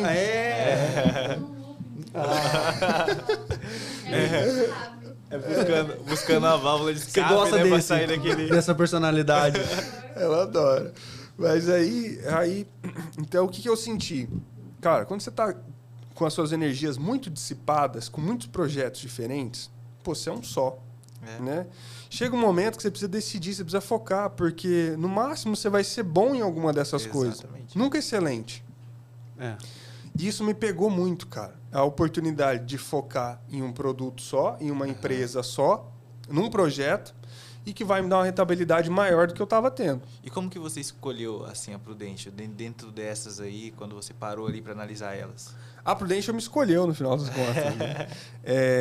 Eu já era cliente da Prudential desde 2021, mais ou menos, né? Já era cliente antes de ser consultor. E aí, cara, no começo desse ano, eu estava na coordenação da faculdade e eu fui desligado da coordenação da faculdade. E aí, naquele desespero, isso, cara, foi bastante sacanagem da direção anterior, que me desligou, assim, 3 de janeiro. Podia ter ido para as férias, né? Ela me desligou de sacanagem mesmo. E aí, fui para as férias, né? Nós tivemos 3 dias de férias. Meio preocupadão, né? E aí, ela pegou e me desligou, né? No dia 3 de janeiro. Aí eu peguei e liguei pro meu Life Planner, né? Que é o consultor da Prudential, a gente chama de Life Planner. Hoje ele é seu colega? Ele é meu colega. Aí liguei para ele e falei, irmão, cara, preciso de ajuda, me conecta com pessoas aí, que eu preciso me reinserir no trabalho, né? Aí ele, cara, pode deixar, estão abrindo um ponto de apoio aí em Campo Grande, vou te conectar com o pessoal. E foi. De novo, networking. Networking, né? Total. E aí eu comecei a falar um pouco da minha vida para esse cara. A gente fez uma chamada de vídeo, se não me engano. Ele, me manda um currículo, né? Me manda um currículo para eu encaminhar pro pessoal. E depois ele me ligou, falou, irmão, você foi para Nova York? Ele é espanhol, esse cara. Ele é espanhol. Ele falou, você foi para Nova York mesmo, Fernando? Aí eu falei, fui. Ele falou, pô, você tem um perfil fantástico para Prudential. Porque Prudential visa muito essa questão das conquistas também. Sim. Aí eu falei, vou te conectar lá com o pessoal para você conversar com eles. E aí ele me conectou janeiro, fevereiro, início de fevereiro. Aí eu comecei a passar de fases ali no processo seletivo, né? E, cara, foi fazendo cada vez mais sentido. Só que o cara que tinha me captado, ele já tinha captado várias outras pessoas antes e nós temos um tempo mínimo de treinamento, que é mais ou menos ali um mês que você fica treinando e mais um mês que o seu gestor te acompanha. E você fica treinando o que nesse período de um mês? Tem um folder que depois eu vou fazer para você. O cara fica treinando escrever de cabeça para baixo. Exatamente. É área comercial, então, é treinando vender mesmo. Treinando venda, treinando várias coisas ali dentro dos nossos produtos. Cálculo. Mesmo. Exatamente. Aprende a mexer com aquela calculadora do demônio. A gente tem que... Cara, é uma doideira. Como é que é o nome daquilo, pô? Não sei. Calculadora financeira, HP. HP. HP. Nossa. HP. E aí você faz várias coisas. Antigamente tinha curso para isso, né? Acho que até hoje. Até hoje tem. Para você passar na prova da SUSEP, que é o órgão que regulamenta os seguros de previdência no Brasil, você precisa passar por fazer essa questão aí de passar na... E era isso que você estudava? Não, fazia outras... Aí a gente tem uma série de aulas também, né? Porque, tipo assim, eu entendo. Isso é voz da minha cabeça, tá? Mas eu acho que tem embasamento. Tem gente que fala assim, pô, cara, não sou vendedor, eu não tenho jeito. Não. Mas eu acredito que vendas é a mesma coisa que tocar violão. Você pode ter tendência, mas você tem que aprender, cara. Com certeza. E você aprendia vendas, a área comercial, porque eu vi que você tem uma metodologia que é massa pra caramba. Era isso que você aprendia? A gente aprende tudo isso. Tudo que eu te falei naquele na nossa conversa lá, é tudo script. Tá. É tudo script, então a gente repete várias vezes. O que acontecia? A gente tinha aulas com o nosso gestor da unidade, né? Ele que é o responsável por dar treinamento para nós. Aí ele vai falar da Prudential, vai falar da importância dos produtos que a gente tem. Uma série de coisas assim. É bem longo, são várias aulas diferentes. E na parte da noite, começando ali 6 horas, 7 horas, era só treinar com o João. Você não conheceu o João, né? Não. Que é o meu gestor direto, né? É o cara que é responsável por me captar e treinar. Aí é aquele folder o tempo todo. O tempo todo. A gente treina. Então eu começava o treinamento às 7h30 da manhã e ia parar 10 horas da noite. Todos os dias. Todos os dias. Então, assim, é muito intensa a nossa atividade na Prudential. Isso é interessante. Eu sou um franqueado. Não sou um CLT. Entendeu? Sim. O cara passou por 11 fases para ser franqueado, para comprar um negócio. Para comprar o método da Prudential é muito conhecido assim no mundo todo, né? Inclusive, nos treinamentos de vendas do Mastermind, nós falamos sobre o método da Prudential. Exatamente. Eu não sei se é exatamente o mesmo, mas nós aplicamos muito ali... sintonia, levantamento de necessidade, motivo emocional da compra. Como que é o da Prudential? Você poderia dar uma palhinha para nós, só para... A nossa venda, a gente chama de VBN, que é uma venda baseada em necessidades, né? Então, primeiro, você tem 2 visitas. A primeira visita, ela é para mostrar, ela é dividida em 2 partes. Você vai mostrar o tamanho da empresa. A declaração de credibilidade ali. Isso, exatamente. Você vai gerar essa credibilidade no cara. Vai mostrar a empresa, vai mostrar números da empresa, vai mostrar as suas credenciais também. Você dá um exemplo para nós da Prudential aí, uma declaração de credibilidade da Prudential, por exemplo, o tamanho da empresa, quantos clientes tem, já... É grandona, mano. Aí, se fechar o olho, imagina o folder. A Prudential hoje é um dos 5 maiores grupos financeiros do mundo, está inserido em mais de 50 países e tem na carteira de clientes 60 milhões de clientes. Só no Brasil, são 5 milhões de clientes e hoje a Prudential gerencia 2 trilhões de dólares em ativos. Isso, para você ter uma referência, equivale a 12 vezes o tamanho do Banco Itaú, que é a maior financeira do Hemisfério Sul, e também ao PIB brasileiro do ano passado. Você concorda comigo que uma empresa desse tamanho não nasce da noite para o dia, né? Ela nasceu em 1845 nos Estados Unidos, ou seja, tem 149 anos de existência, e todas as grandes crises da humanidade ela passou de forma ilesa. Quebra da Bolsa de 29, duas grandes guerras mundiais, atentado às Torres Gêmeas em 2001, 2008, na crise imobiliária, ela compra sua maior concorrente na Ásia, que é a AIG, e também a Hartford nos Estados Unidos. 2020, durante o Covid, nós crescemos aí 30% ao ano, com uma expansão principalmente pelo Nordeste brasileiro. Aí vira a página. Você pegou esse corte agora? Não, ele tá falando, eu tô lembrando dele escrevendo no negocinho de cabeça pra baixo aqui, meu. Que legal. E o filho da mãe escreve com a mão blanca e fica apontando com a mão blanca. Assim. Tem um cara que é muito emblemático na Prudential do Brasil, que foi o cara da primeira turma, chamado Sidney. E ele fala que essa aqui é a varinha de condão do Life Planner.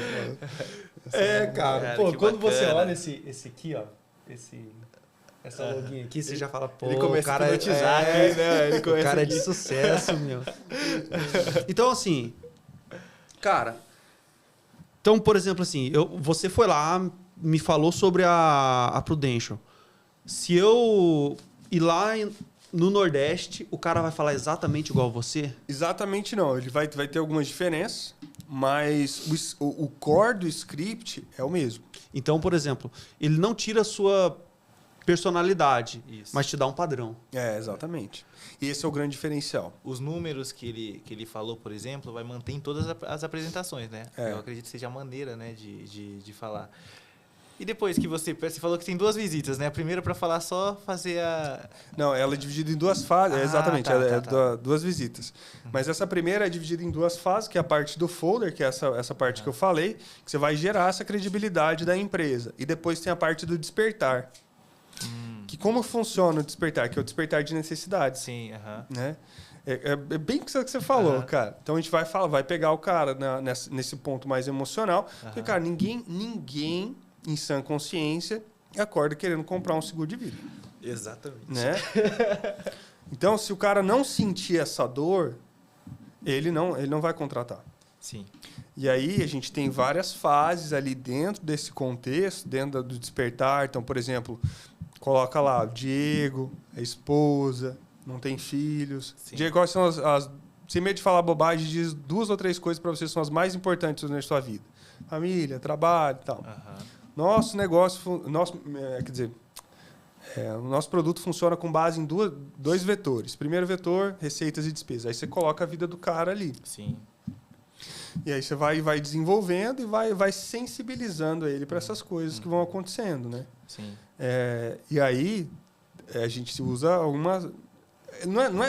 Eu não considero técnica porque eu aprendi o script daquele jeito. Ninguém falou para mim, usa essa técnica aqui. Sim. É muito script. Era pergunta, né? Então a gente vai gerando essa questão aí pro cara. Ô Fernando, eu li o livro do Frank Bett, que para mim é um dos melhores livros que tem. O Frank Bett era vendedor de seguro, né? Você já conhece o livro? Não conheço. É do Fracasso ao Sucesso em Vendas. E assim, o livro é fantástico. E aí ele ele explica como que se vende seguro. E aí ele também até explica como vender a visita antes da visita, né? E a metodologia que nós usamos, que nós estamos falando aqui, tem neste livro. Ia ser muito bacana. Uma hora você... com certeza. Depois me passa o nome certinho, que eu vou querer ler ele, sim. Cara, e daí, por exemplo, assim, você é um franqueado, você é um empresário, e além disso, da parte comercial, você tem que, lidar com as frustrações. Você tem que fazer uma gestão financeira, fazer uma gestão de tempo, fazer uma gestão de carteira de clientes, tudo isso. Você consegue fazer tudo isso sozinho e você se encara como um empresário ou você, por exemplo, se vê como um funcionário da Prudential? Não, empresário, 100%. Os horários são meus, a responsabilidade é minha e é muito a questão... Eu acho que o principal diferencial de um life planner de sucesso para um cara que abandona a atividade no meio do caminho é a recuperação emocional. É igual eu falei para vocês, tive uma visita que foi ruim agora há pouco. Sim. Aquela coisa, cara, você reclama dentro do carro, na hora que chegou aqui, já era, irmão. Sim. Foi, passou. Não levo pro coração, não. Sei do meu trabalho e sei que uma hora vai fazer falta pro cara. Problema dele. Né? É então, tipo o poker, quando você perde uma mão. Você não pode entrar na pilha. Então, é muito essa questão da recuperação emocional. Isso é avaliado durante o nosso processo seletivo, com certeza. Que legal isso. Cara, porque durante a vida de um cara comercial, ele vai tomar muito, né? Vai, cara. E o cara que não souber fazer uma gestão emocional disso, o cara pira. Não, chega em casa, aí você vai brigar, vai chegar em casa... Muitas vezes você não vai encontrar a pessoa com quem você se relaciona bem também, porque ela tem as frustrações dela. Se você levar isso para dentro de casa, fudeu. Né? Você não consegue viver. E como que funciona seu planejamento, por exemplo, de crescimento? Quando você... Porque o fato de você ser um franqueado, você tem processos, e isso é bom. Porque você não precisa criar todos os processos, definir um a um, porque você já tem o know-how de uma empresa de cento e poucos anos. E processos validados, né? Principalmente. Isso. Mas e você? Mas o seu planejamento a longo prazo tem que ser feito. Como é que você faz isso? A longo prazo, a gente tem que fazer... agora, no final de ano, a Prudential ela é muito metodológica, né? Tem vários métodos, né? Então, a gente tem um planejamento financeiro. Logo que eu entrei, que eu comecei a minha atividade, eu sentei com o meu gestor, calculei, quanto que eu quero ganhar? Porque eu não tenho limite de ganhos. Sim. Isso é uma coisa bacana. Bem bacana. Sou empresário. Então, cara, tem gente que fatura muita grana nesse negócio. Entendeu? Fatura mesmo, fatura bem. Então, eu sentei com ele, ele perguntou para mim, cara, quanto você quer ganhar? Qual que é o seu sonho?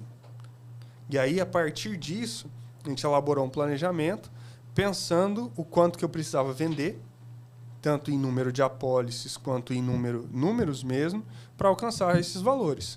Então, foi tudo muito bem planejado. E agora, nessa semana, a gente vai preencher novamente para o ano seguinte. Essa é a parte legal da franquia, sabia? É fantástico. Porque você é um empresário, mas você tem um apoio por trás de processos validados, de estrutura. Então, às vezes, tem gente que fala assim, pô, eu não quero comprar franquia porque eu vou ser funcionário. Nunca, cara. Não vai ser funcionário. Você vai comprar uma franquia, você vai comprar processos. Você vai comprar ideias validadas, que é o que você faz. Só que aí não trabalha direito para você ver. Você não vai ter resultado igual um empresário que criou do zero uma marca. Exatamente. Então, isso que eu ia falar. A marca está pronta, né? Quando nós falamos de Prudential... Muitas pessoas conhecem já. Agora você vai começar uma marca sozinho, as primeiras pessoas que você vai vender no seu ciclo social ali. Então, assim, poucas pessoas. Eu pego de exemplo, algumas pessoas falam assim, caramba, mas não compensava você buscar dar treinamentos, criar uma marca sua? Eu falo, caramba, o Mastermind me dá acesso a tanta gente por causa da marca. E a Prudente é a mesma coisa, né? Com certeza.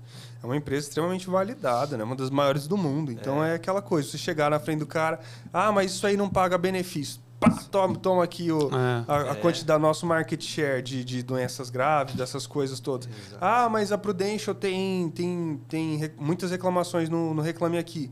Aí você compara com as outras seguradoras. É a melhor colocada de todas. Então, assim, cara, é difícil de você rebater uma empresa desse tamanho. E outra, o que eu vejo da Prudential que me chama muita atenção? É muito humanizado. Sim. E é difícil uma empresa grande, nesse nível, ser humanizada nesse ponto. Então, por exemplo, eles tratam a gente muito bem, os Life Planners, porque a gente é a principal força de venda deles. E se a gente não comprar a Prudential, logo você não vende a Prudential. Sim. Você não vende aquilo que você não compra. Sim. Né? Então... Eles trazem muito isso, porque nós somos o primeiro cliente deles também. Sim. Né? Então, eles tratam a gente muito bem. Nós temos várias bonificações, tem várias... mimos, assim, cara. Sim. Várias competições internas, e isso mantém a gente ativo ali nessas questões. Isso é massa demais. E, cara, beleza. Tem tudo isso, a Prudential tá aí. Na sua vida presente.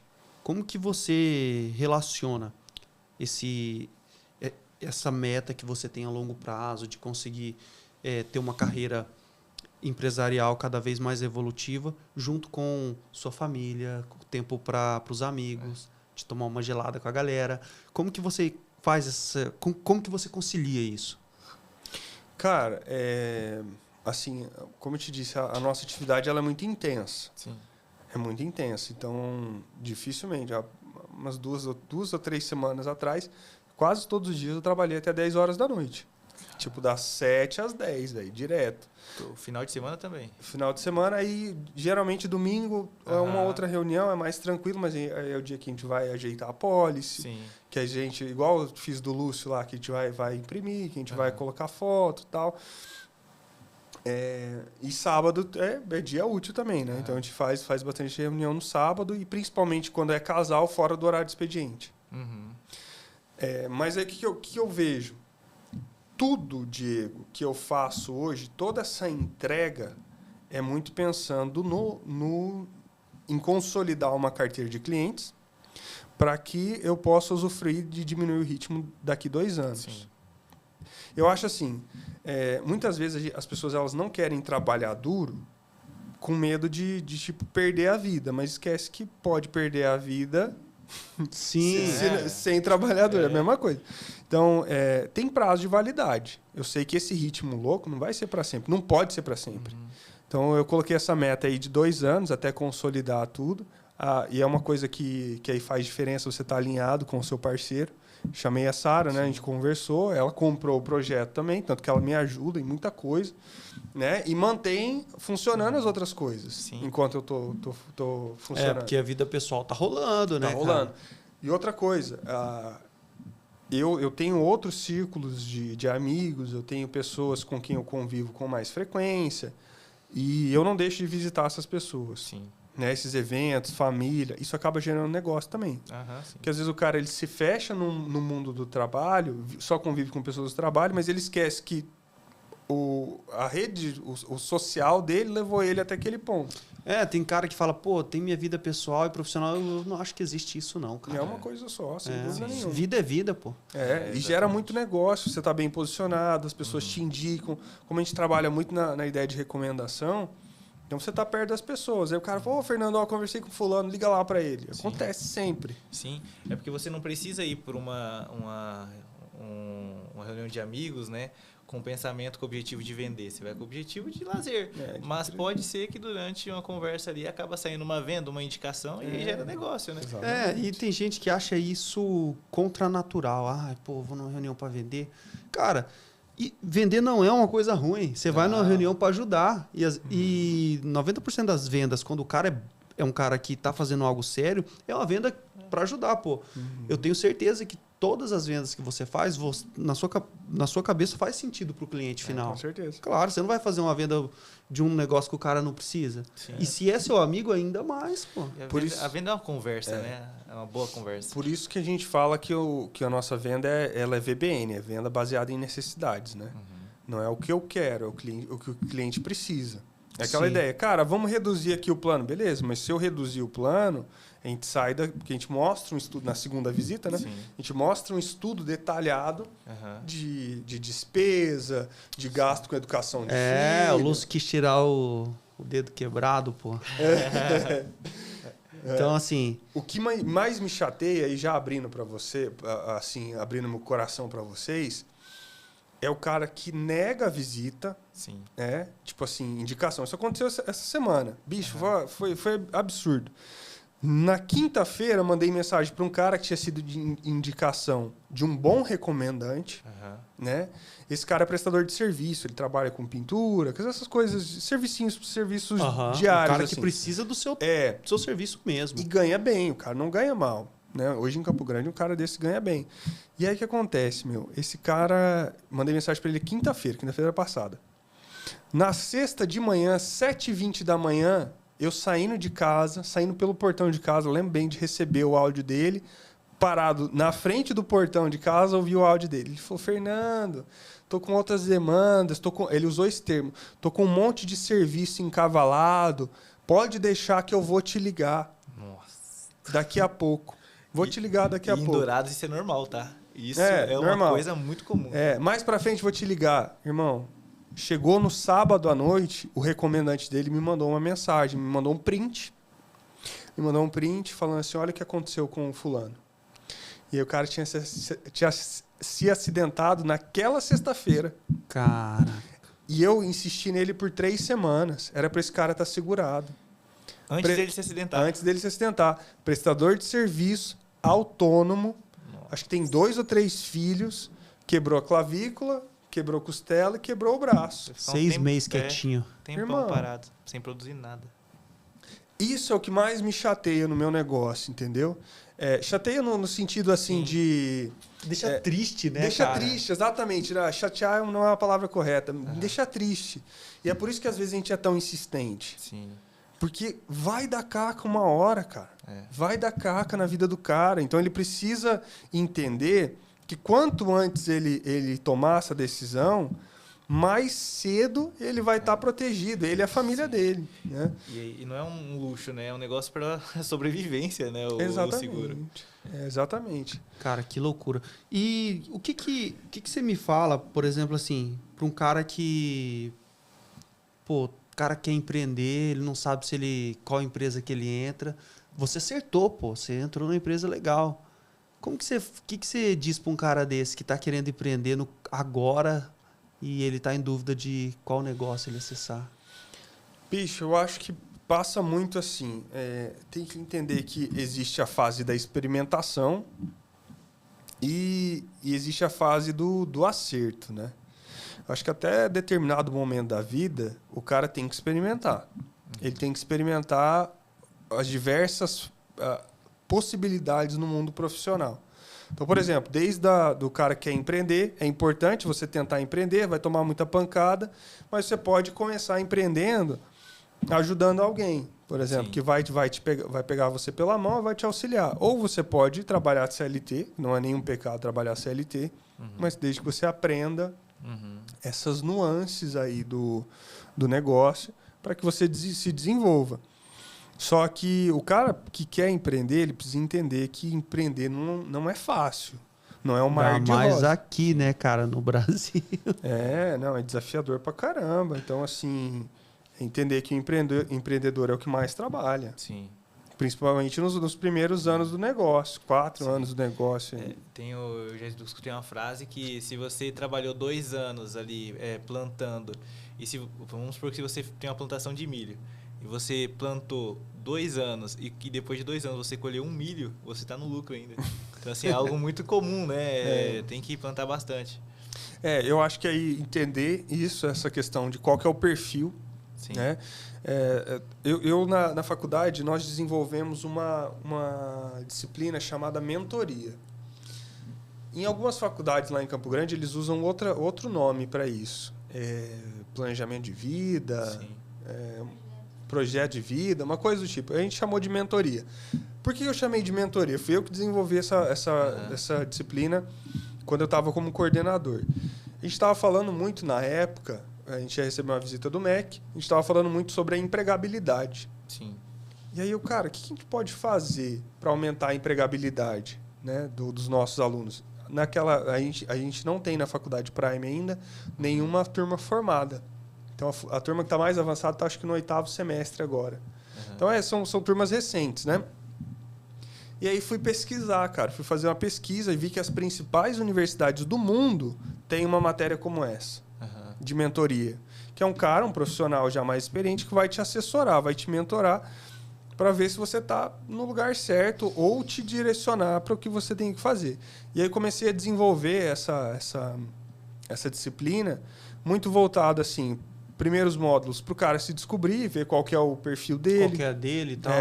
É o cara que tem um perfil mais comercial, o cara que tem um perfil mais executor, outros mais de liderança e por aí vai, né? Dentro desses perfis. E depois ir desenvolvendo essas skills dentro do portfólio dele. Então, a gente fez aula de negociação, fizemos aula de negociação, foi muito boa. Mas fizemos uma pancada de aulas assim diferentes, muita mão na massa, né? Muita coisa de coisa em sala de aula, para que as pessoas elas pudessem aprender a traçar objetivos da forma correta, usando ferramentas tipo Smart da vida, utilizando... Acho que vocês utilizam Smart também no Mastermind, né? Smart, sim. Aí tem o Smart, tem... Qual que é o outro? Esqueci. SWOT, 5W, 2H, isso mesmo. Isso mesmo. Aí ensinava isso para a galera. Porque justamente o cara ele quer ser bem sucedido, mas ele não sabe qual que é o objetivo dele. E como você vai ser bem desenvolvido nisso, né? E é possível, cara, você ser bem sucedido de várias formas. Eu lembro que, normalmente, seus pais, eles querem que você seja bem sucedido, talvez da forma que eles foram. Sim. No meu caso, cara, eu lembro que era bem difícil eu falar pro meu pai que eu não tava afim de fazer um concurso. Exatamente, é difícil. Meu pai até hoje, meu pai me manda edital de concurso. Você não quer ser delegado, não, pô? Filho, abriu aqui a prefeitura de 3 barras do Buriti lá, se inscreve. Barbacena do Oeste. O salário é de R$9.000, tipo assim. Porque na cultura deles isso era algo seguro, né? Era a segurança que eles tinham. Cara, qual que é a minha principal... Eu acho que eu compartilho muito isso com a Sara. Eu acho que a gente está bem alinhado nesse viés. Qual que é o meu principal aprendizado durante esse período todo? Que prosperidade, cara, é muito além do material. Concordo, tá? Isso aí acho que foi o grande ensinamento que nós tivemos nos últimos tempos. Então, sem propósito, você pode ter o dinheiro que for, que não serve de nada. Sem um bom relacionamento, você pode ter dinheiro que for, que não adianta de nada. Então, a prosperidade, ela vai muito além do material. Então, quando eu entendi isso, eu comecei a me sentir mais próspero. Entendeu? E a gente só oferece aquilo que a gente tem. Então, se você está oferecendo prosperidade, se você tem prosperidade, logo você consegue contaminar outras pessoas. Eu vejo que esse foi a grande mudança de chave nos últimos tempos. Cara, Prudential se ganha muito, mas não estou lá pela grana. Sim. Sabe? Tipo... se fosse só pela grana, não ia fazer sentido, não faz sentido. Porque aquela coisa, eu chego na frente de um cliente, entubo ele de um produto que ele não precisa, né? Isso vai ser um estorvo financeiro para ele, pode até prejudicar ele e a família. Sim. Então, é diferente quando você tem essa mentalidade. Não dá recorrência nem escala quando você faz isso, exatamente, cara. Que é base para um negócio de sucesso a longo prazo. E quando você está pela proposta e não pelo propósito, normalmente toda proposta melhor que aparece, você já troca de segmento, já troca de produto, e aí você não para em nada. E quando o propósito da empresa está alinhado com o seu, que foi o que nós comentamos lá no início, né? A tendência é você se manter ali nela e assim, é muito mais fácil prosperar quando você está alinhado com esse propósito. Com certeza, não tem dúvida. A gente vive, e eu não me engano, tá? A gente vive num país que ele é muito desigual. Sim. É muito difícil de viver aqui, né? Apesar da vida, hoje a nossa vida ser muito boa, mas ela não é fácil, cara. Sim. É uma selva de pedra, uma loucura, né?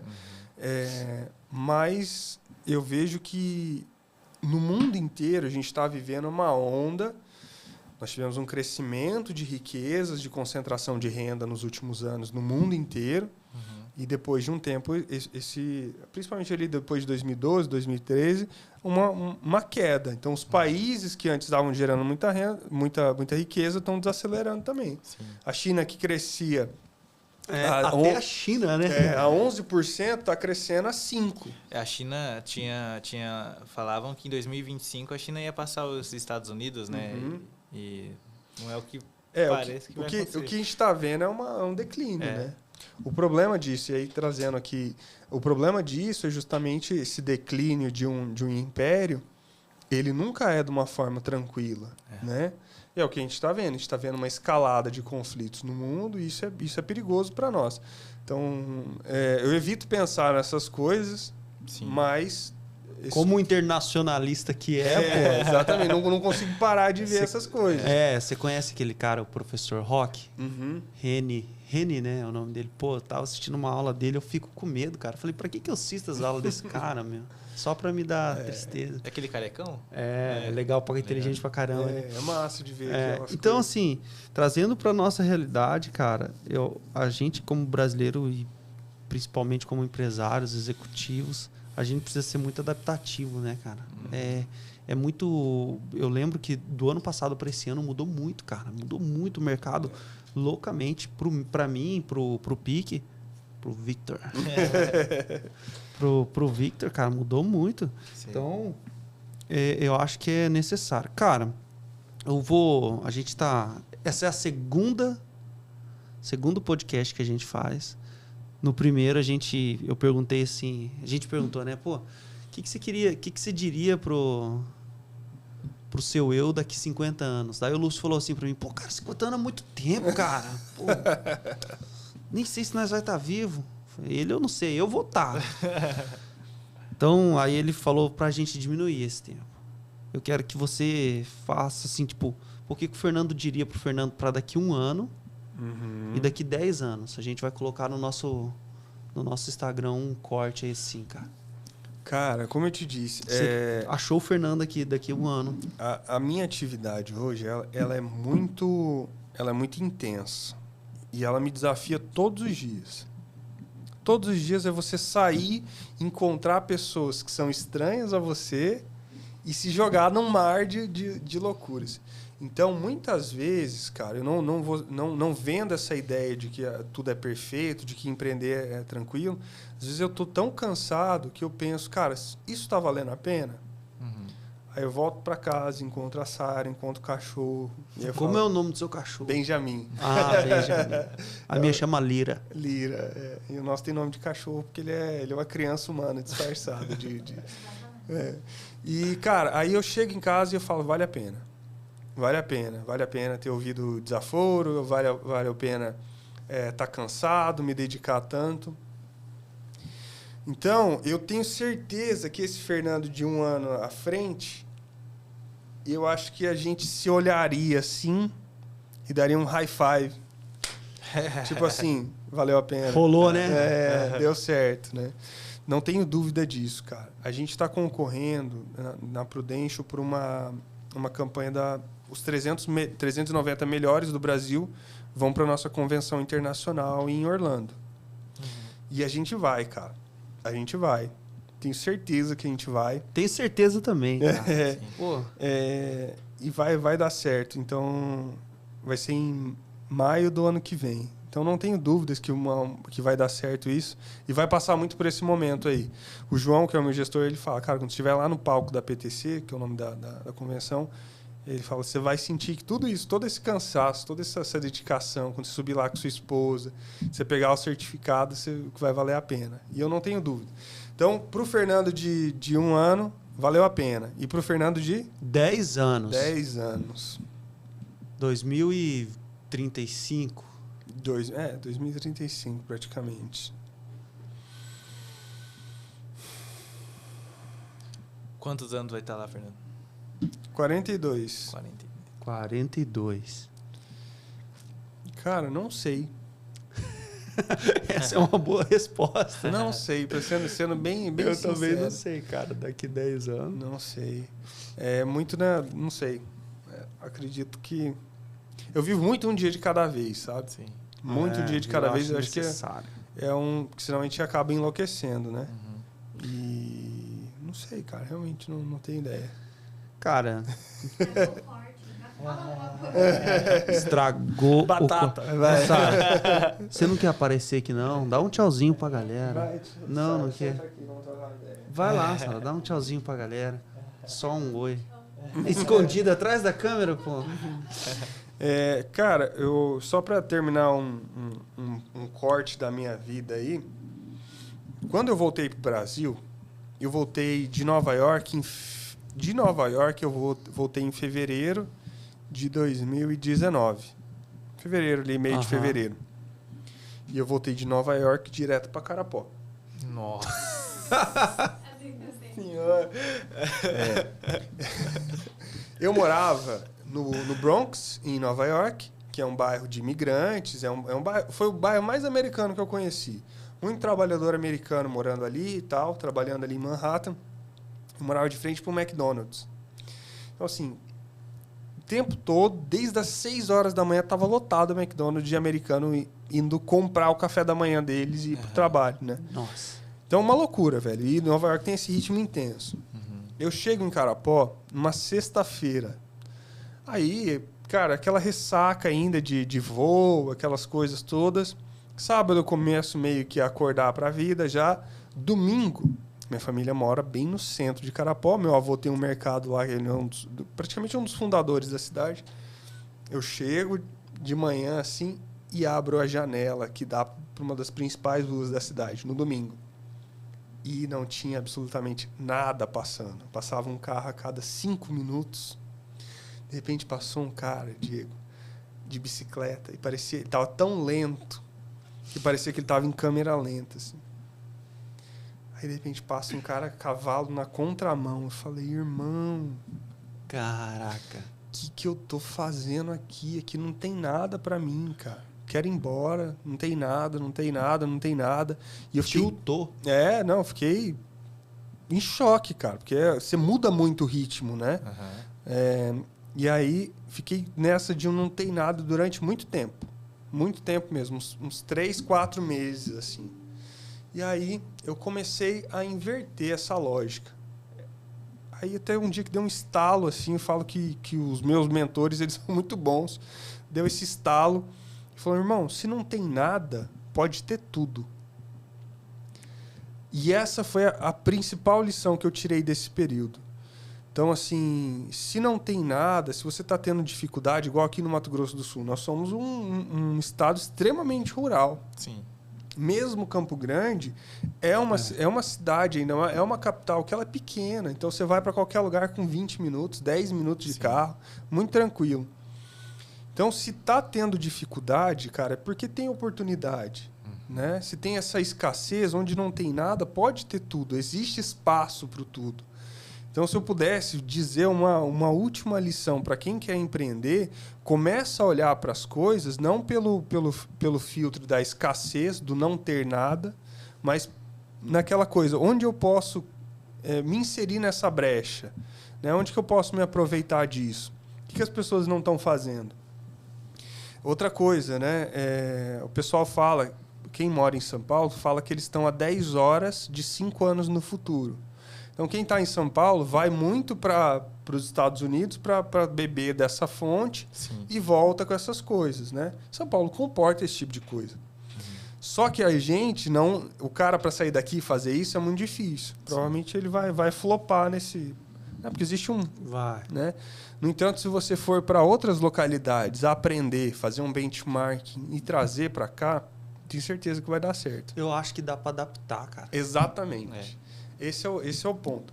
Então, tem muita coisa para ser feita aqui no Mato Grosso do Sul. Uma das principais reuniões que eu me lembro da ONU foi justamente um grupo de empresários do leste europeu. Não lembro qual que era o país. Esse país fugiu da minha memória mesmo, não lembro.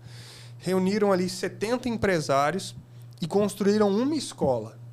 E essa escola, ela foi certificada pela Unesco. Eles investiram, acho que, 90 milhões de dólares em uma escola, cara. Então, eles pegaram os últimos anos do ensino médio ali, equivalente nosso do do 9º ano até o 3º, e começaram a trazer pessoas de fora, estudantes de fora, de outras localidades, de outros países, né? E isso impactou, uma escola impactou num país inteiro, porque a capital precisou de infraestrutura, as pessoas precisaram aprender inglês para se comunicar com essas pessoas, né? E isso vai gerando um comércio local, vai melhorando a hotelaria, transporte público. Uma iniciativa, né? Uma escola, irmão. Então, quando eu vim para cá, eu senti muito esse distanciamento que o brasileiro tem das outras nacionalidades. Isso é evidente. Quantos estrangeiros a gente conhece, cara? Dá para contar numa mão. E a gente não se sente nem latino, né? Justamente... A gente não fala o idioma.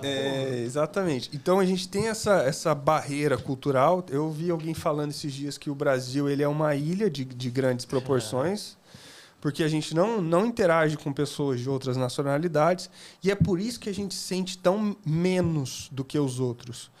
É claro... quando você não tem referência de coisas que são melhores ou de coisas que são piores, você sempre vai se achar, vai julgar a sua realidade pelo seu prisma. Sim. Então, quando você começa a conviver com gente, você vê que na Itália tem problema, que nos Estados Unidos tem problema, que em Portugal tem problema, que no norte da Europa, lá nos países nórdicos lá, também tem problema. Você começa a ver, cara, que a gente tem muita coisa boa. Sim. O brasileiro tem muita coisa boa, o brasileiro é muito trabalhador, o brasileiro é muito adaptável e é muito criativo nessas soluções. E a gente só precisa focar essas coisas. Então, eu vejo assim, muitas vezes tá nas nossas mãos fazer um projeto como esse, Fazer uma iniciativa que pode começar pequena, mas que impacta toda uma região. Imagina uma escola dessa aqui no Mato Grosso do Sul, em Campo Grande da vida. Que aí vem galera da América do Sul para estudar aqui. Vem de outros países, que você tem uma troca cultural, que você aprende a cultura da outra pessoa, que você pode formar, você pode... Cara, olha só o impacto que isso tem. Tem que melhorar aeroporto, tem que melhorar a hotelaria. E o fato da gente estar, por exemplo, relativamente mais atrás desses caras fica muito mais fácil para nós. Sim. Porque é só copiar, né? Exatamente. Os caras tiveram que criar, né? Eles tiveram que criar. Isso é uma vantagem, né? Sim. Então, cara, tem muita coisa massa para fazer e o céu é o limite, tenho certeza. Só precisa ser criativo e olhar com um olhar diferente do que a maioria das pessoas olha, né? Sim. Porque não adianta tentar da mesma forma, senão você vai conseguir os mesmos resultados. Eu acho que o empresário, o empreendedor é solucionador de problema, cara. O cara tem que achar um problema e solucionar. Tem uns amigos meus que são empresários, falam, só problema. Eu falei, você ganha pra isso, cara. Pra resolver isso aí, mano. Então, a gente vive disso. Fala, Vitor. Era isso mesmo. Tá tudo certo. Eu tô mais aprendendo aqui com o Fernando, obrigado, cara. A gente tô felizão, cara, com esse papo. Eu falo, o pessoal fala assim, pô, Diego, será que você vai conseguir ser host do podcast? Eu falo, claro, eu só trago gente que fala um monte, o cara é interessante, eu faço 3 perguntas e deixo o resto pro cara, meu. Ele foi esperto, né? Ele pegou um cara que conhece um monte de país, né? E falou assim, não, vou perguntar um por um. Você acha que é difícil? Pra mim é fácil. Então, cara, obrigado aí, Fernando, obrigado, Pique, Blinders. Fernando, eu quero chamar em outras oportunidades, talvez pra gente falar sobre relações internacionais especificamente. Eu gosto pra caramba desse assunto. Sabe aquelas coisas que você não precisa pesquisar, mas você pesquisa? Eu sou desses caras, mano. É o nosso Império Romano. Quantas vezes por mês você pensa no Império Romano? Sei lá, cara. Olha lá. Cobrava. Quantas vezes por mês você pensa no Império? Quantas vezes por mês você pensa no Império Romano? Cara, eu penso que umas 5 vezes por mês. 5 vezes por mês. Porque... Vamos ter que chamar a Sara pra próxima. Sara, você se maquia na próxima vez, hein? Eu sou fã de filme igual 300, filme de guerra, assim. Tá louco. Hoje, esses dias... Ai, cara, eu sei que está encerrando, mas eu preciso compartilhar com vocês. Eu ouvi de uma menina recentemente no TikTok. O TikTok tem muita coisa boa, né? Não sei se você acompanha. Cara, eu tive que... Meu TikTok tava chato, eu cara. Bastante. Eu gosto bastante. O TikTok tava nojento. Um pessoal espremendo espinha. Não. Principalmente se você pega em outras línguas. Tipo, em inglês, tem muito conteúdo bom em inglês. Essa menina, especificamente, ela tava falando que o Império Romano dela é entender que o Império Romano, ele não acabou. Ele só migrou a estrutura dele para a Igreja Católica. E aí eles adotaram muitas das regras do catolicismo, assim como a hierarquia dentro do catolicismo. Que pira, mano. E que essa estrutura até hoje, por isso que é uma igreja católico-romana. Católica apostólica romana. Católica apostólica romana. Porque a estrutura é a mesma, tanto que o governo continua em Roma, né? Ficou no Vaticano, mas está ali dentro de Roma. E que isso nunca acabou, porque ele só migrou a estrutura dele. E faz muito sentido. Eu fiquei pensando nisso. Doideira. Cheguei pra Sara, mandei e falei, amor, você precisa ver esse vídeo dela. Cara, eu tenho esse tipo de frustração. Eu acho que a pessoa vai ficar feliz do jeito que eu fiquei. A pessoa fala, tá. Eu gosto de estudar muitas leis herméticas de Hermes Trismegisto. E assim... Aí você vai mostrar pra outra pessoa. A pessoa não tem como. Você fica falando ali sobre as... Você tá lá pensando o que eu vou fazer de almoço. Nossa, tem que passar a camisa do Fernando e Fernando me vem, amor. Porque o Império Romano... Aí, ó. Mas é massa, mas o que está em cima como está abaixo. Que bom saber que eu também não sou o único. Exato. Fernando, vou agradecer você também, agradecer o Diego pelo convite, né? É a primeira vez que Olha pra câmera, pô. É a primeira vez que eu venho entrevistar alguém num podcast. Já participei de podcast, mas sim, do outro lado. E é interessante, quando o Diego me convidou, ele falou assim, eu quero que você vá para fazer algumas perguntas lá junto comigo, porque você sabe fazer algumas... perguntar bem, né? Falei, Diego, que bom que é pra isso, porque é uma coisa que eu mais sei fazer, né? Perguntar. Meu trabalho é ficar perguntando o dia inteiro. Então, assim, gratidão, Diego, gratidão, Fernando. Prazer te conhecer também. Prazer conhecer você. E, assim, é muitos ensinamentos que você trouxe pra mim. Eu sou mais jovem que você, não vivi desses países que você viveu, então essa visão de cultural que você trouxe pra mim hoje agregou bastante. Obrigado, cara. Obrigado pelo convite. Muito bacana trocar essa ideia. E conta comigo para as próximas. Bora. Pode convidar pra gente conversar sobre o que você quiser. Vida, amor, universo, música. Cara. Laser médica. Você